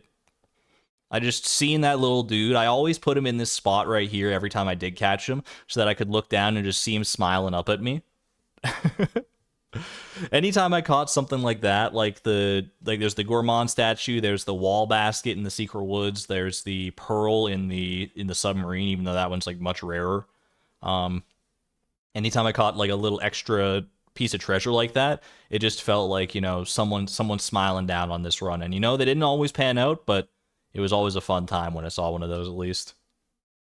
Admittedly, it wasn't an astounding pace. I've been able to reach this point by 1 p.m. or earlier on other attempts, but it was just good enough that I felt compelled to continue. I was only looking for 3 time-sensitive fish on this first visit to the beach, all of which would be available until 7 p.m. How did I choose that particular place for the ocean crab pots? Honestly, it was just kind of, you know, I just kind of threw a dart at a map kind of situation. I was like, okay, well, where am I passing anyway that I could realistically put some crab pots that I could get along the way without going too far out of my way? And that area towards the Pirate Cove was the first one that came to mind. There weren't too many other options because, like I said, you can't place crab pots at the night market, so it would have had to be on Ginger Island somewhere. So it was between that or like somewhere on the farm down in that area that I was already fishing for the octopus and stuff. So either way, I think it worked out. And despite the sardine hogging the spotlight at first, I managed to hook all 3, plus a herring and some seaweed, before 4 p.m. My next stop was Calico Desert to secure a sandfish and scorpion carp, and I made up a good amount of time here, snagging both fish in just 2 casts, allowing me to warp to the mountains and have my bobber in the Witch's Swamp by 4:30. And since I'd already caught a catfish earlier, I put all my focus into the void salmon, adding it to my collection just past 5 p.m. And here's where this run took an interesting turn. On my way to the secret woods, I actually made a pit stop at the forest pond to take advantage of one major factor I have yet to mention. This challenge's ultimate wild card: bubbles. Man, how long did it take for the first mention of bubbles in this video about fishing? 59 minutes and 9 seconds? Hey, I mentioned it in the first hour. I didn't make it a full hour before mentioning it. You gotta give me some credit. I can't imagine the number of people that were like watching this whole thing, watching me like talk about all the different strategies on how to like reduce bite times for fish and all these different things, and we're just like yelling at me like, "What about bubbles? Why aren't you using bubbles? What the heck are you doing, man?" I feel like there were probably a decent amount of people, and then they get to this moment and they're finally vindicated. If you've spent any time fishing in Stardew Valley, you've almost certainly seen a bubbly patch of water like this at some point. Bubbles are seeded, yeah. It's they're seeded, so like on the same day, on the same seed, they will always appear in the same place for the exact same amount of time. So if you find an ideal seed using like Blade's Predictor or whatever other means, you can set up a perfect day, and that probably would be the best way to further optimize this challenge, is to find a great day with bubbles and then use like Booty Express chair time pausing strategies in order to minimize the time like you're traveling for. But that would cut my horse out of the equation, which, you know, I don't know if I'm willing to do that. These indicate higher than normal fish activity, and by landing your bobber in these bubbles, you gain 2 benefits. Your effective fishing zone is increased by 1, and fish bite 4 times faster than usual. Regardless of whether you're using magic bait or wild bait, this is a huge bonus. Do I think Blade will try this with a perfect bubble seed and see how early he can get it done? I'd be interested if he did want to try it. I'm not gonna. I'd be. You know, I'm not gonna put anything on him. But if he's curious enough to try it out, I'm sure he could definitely pull off some amazing magic and watch him catch like every fish before like 5 p.m. or something. I would be stunned to see how early it could go. And if anyone's gonna do it, it would be Blade for sure. That enables you to catch a lot more fish in a lot less time. Needless to say, they're a game changer. But they're also notoriously, vexingly random. Hence why I haven't brought them up until now. When it comes to bubbles, we're maybe you could fit in the extended family with this method. I do want to revisit the challenge at some point in the future. I don't know when, but after 1.6 drops, because there's a chance that more fish could be added in version 1.6, I would definitely be inclined to try and revisit the challenge, even if no fish are added in that update, just to see how feasible it would be to try to do the extended family legendary fish with all this. I would be very curious. So, I mean, maybe that's in my future, whether in the short or distant future, I can't say, but but you know, put a pin in that one. Entirely at the game's mercy. We can't influence where they show up, when they show up, how long they last for, or even whether they appear at all. They're far and away the most powerful tool we have, but they're also the only one we can't control. One saving grace is that they'll still appear in the same spot regardless of how many times you reset the day. But your mental health, though? You know, I'll have recovered by that point. I've pretty much recovered now from the fishing grind for sure. And if I were to do something like that, I would probably do it on stream anyway, rather than, you know, I'd end up making probably like a shorter addendum video to the Master Angler Challenge if I was able to do that, but I'd probably do it on stream, which would make it probably a bit more palatable. So these bubbles in the forest pond showed up on every single attempt. Once I noticed them, I made sure to incorporate them into the route, stopping here to catch as many freshwater fish as possible before they vanished, which would always happen at 6:50 p.m.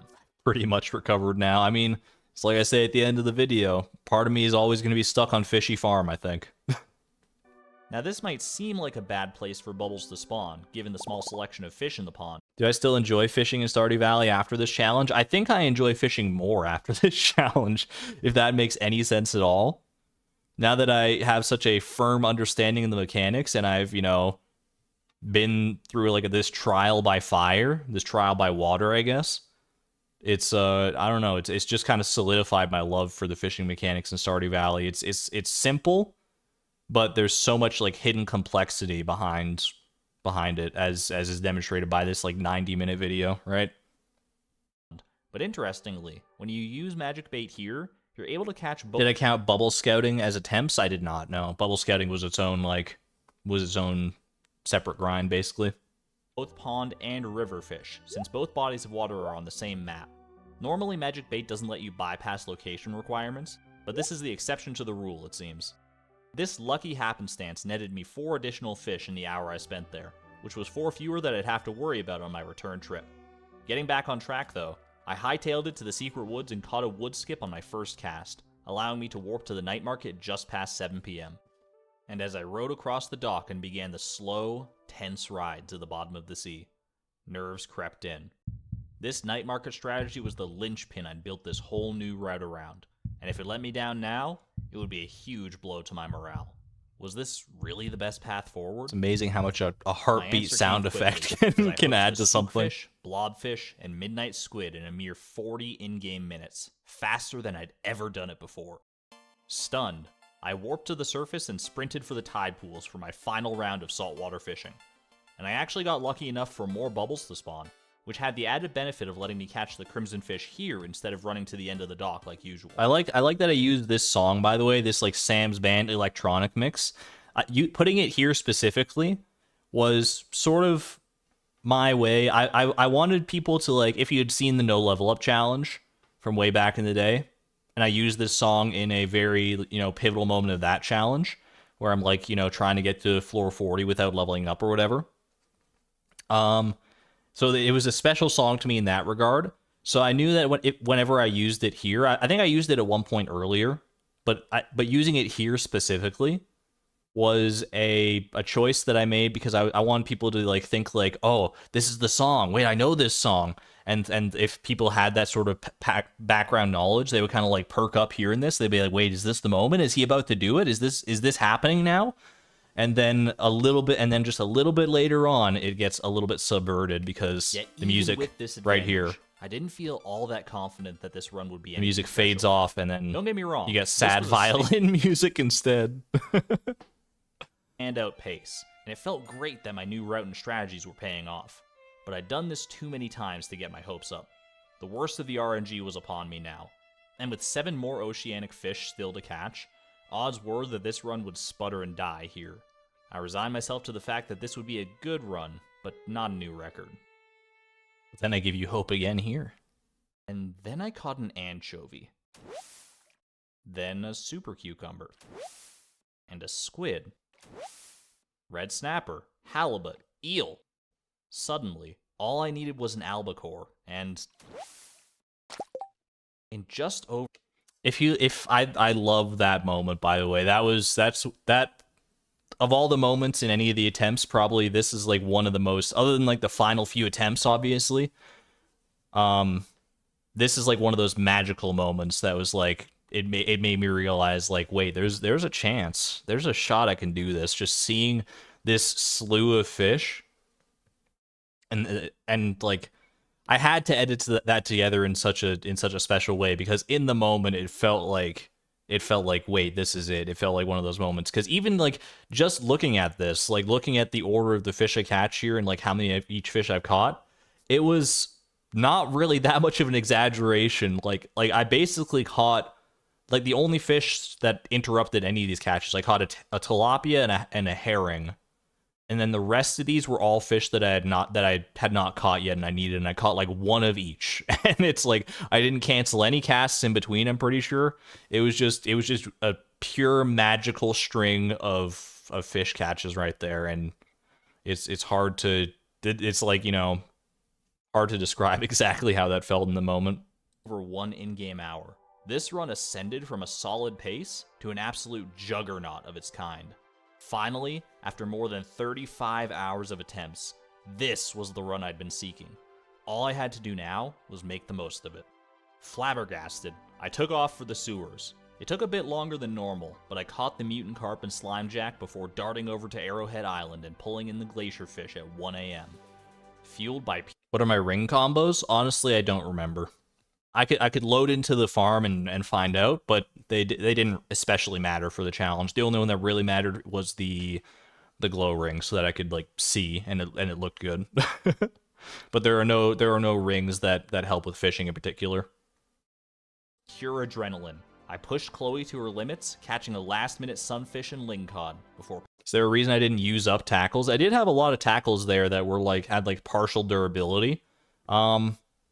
Couldn't tell you why specifically. I don't know. I think it was just, you know, a weird little idiosyncrasy of mine that I would like use a fresh one. I guess just so that like if I could use a fresh one, then I would, so that I could have more casts with it without having to worry about replacing it. So I'd probably end up just using like the one that had the most durability left on it, and then eventually they would break, and I'd just have to go and replace it with another one. But a lot of the time I didn't end up breaking them anyway. Passing out at 2 a.m., fishing pole still in hand. My heart pounded in my throat. This had felt like the run of a lifetime, and I knew it had to have been at least as good as my personal best. Hand shaking, I turned to the fishing collection in my inventory to see the final result of 64 fish. Heck yeah. I jumped out of my chair when I saw this.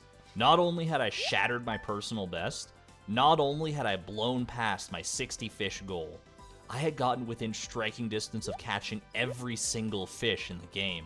An astounding feat, and one that I was legitimately super happy with. Goal crush challenge over, I know, right? In an all too theatrical finish, too. The challenge was, at long last, over. Or was it? And then, of course, we get into this. This is... probably this section of the video here that we're about to go into is the one I get the most comments about. about people just saying but pretty much all like positive comments of people like saying how much they really enjoyed like this part of the video and this like sort of custom cutscene that we're about to go into. And that means a lot to me. It does mean a lot because I put a lot of heart and soul and effort into this little cutscene here, into making this. It's a completely animated cutscene, by the way. None of this was like in-game footage. This was all I didn't like do a mod to make this. This was all just sort of like my final exam for myself for like the animations and stuff. And I'm very happy with how it came out. There was a time when this cutscene actually did not exist in the video.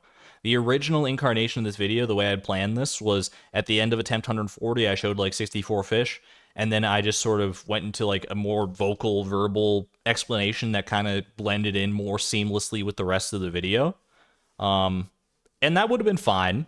I think that would have been totally fine to just, explain like, that I wasn't satisfied with only getting 64 fish, that I felt like I could do better, that it didn't feel like the challenge was truly complete.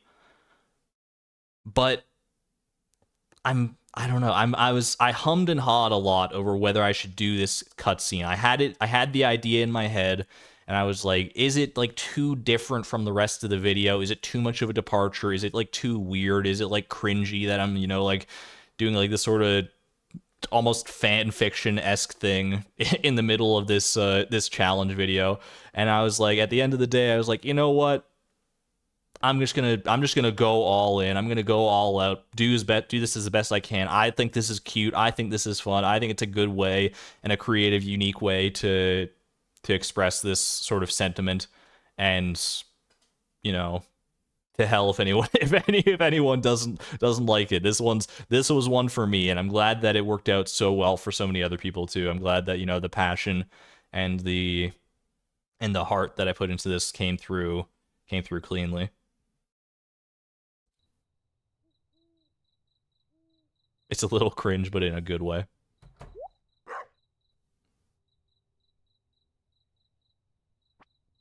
One thing I'll say is that one of the most annoying parts of making this cutscene, getting into the actual like mechanics of making this thing,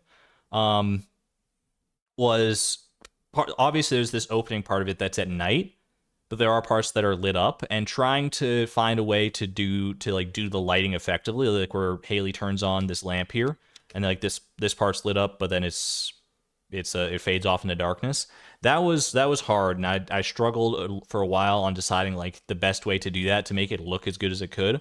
And ultimately, what I had to do is I had to basically animate, if any sections that are taking place at night, I had to animate them twice, once in darkness and once in light.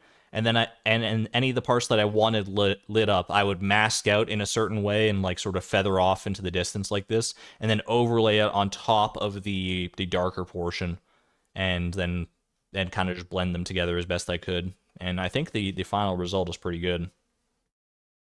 One thing I will say though, this stupid lamp. I hate this lamp so much, dude. I hate that no object in Stardew Valley gave me more grief than this stupid lamp, because I wanted this lamp. I wanted this moment where Haley gets out of bed, she turns on the lamp, right? But you can't have, there's no way in the game to get a dark sprite of this lamp. This lamp does not exist in the darkness. If you put down this lamp when it's dark in the game, it's just automatically turned on, and there's no way to turn it off. So I had to basically take a version of this lamp that's in light, and then find colors that matched those colors and see what those colors became in the darkness, and then paint over the lamp with those colors to make it look natural in the darkness here. Which I think I did. I think I pretty effectively nailed it. But my gosh, it was way too much effort for it didn't need to be be like that. Come on, just let us turn off the lamps. Holy moly.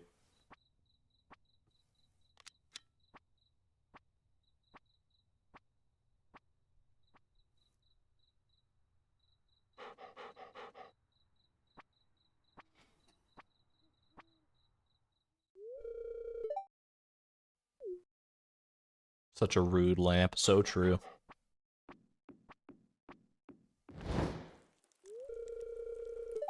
By the way, everything is animated, including the text boxes.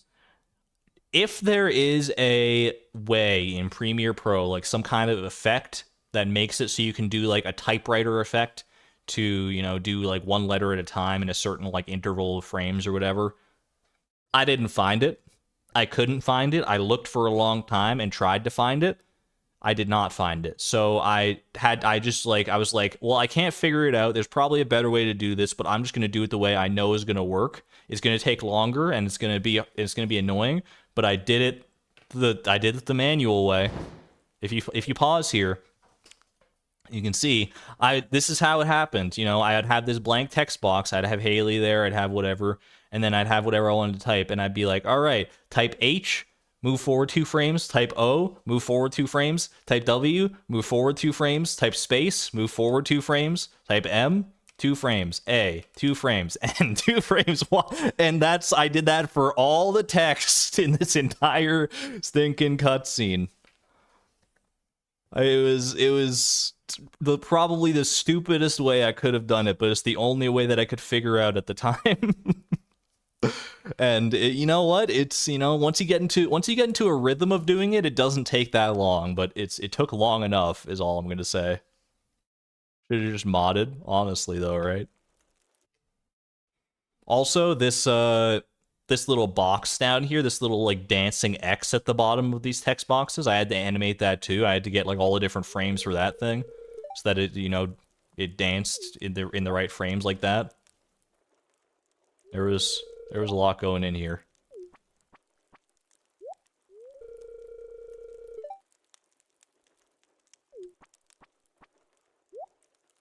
A lot of like custom spriting going on here, like sprites that don't actually exist in the game too.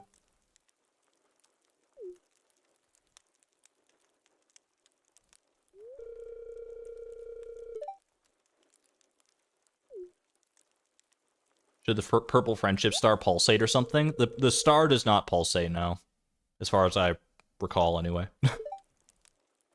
And then I realized that the little X doesn't appear if there's like a text box after the text box, so I had to get this little arrow and animate that too. It was, you know, a lot of moving parts for sure.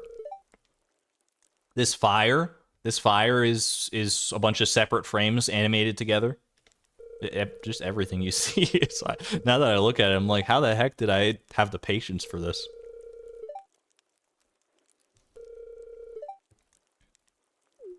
Wait, the eye patch? So, here's the thing about the eye patch. Astute observers will notice this is not the correct orientation for the pirate hat. The pirate hat is actually mirrored. I kept the consistency, like when she turns to face the other way, the eye patch is there. But because she was facing this way and I wanted Chloe's eye to be visible during this moment, like when she's like interacting with Haley like this, I was like, okay, I'll just mirror how the eye patch looks, basically. I'll mirror the eye patch and the feathers that's on the other side so that you can sort of tell the expressions here. When you'll see when she turns around to go the other way that the eye patch will show up, so there is still, you know, that consistency there. But mirror the farmhouse instead.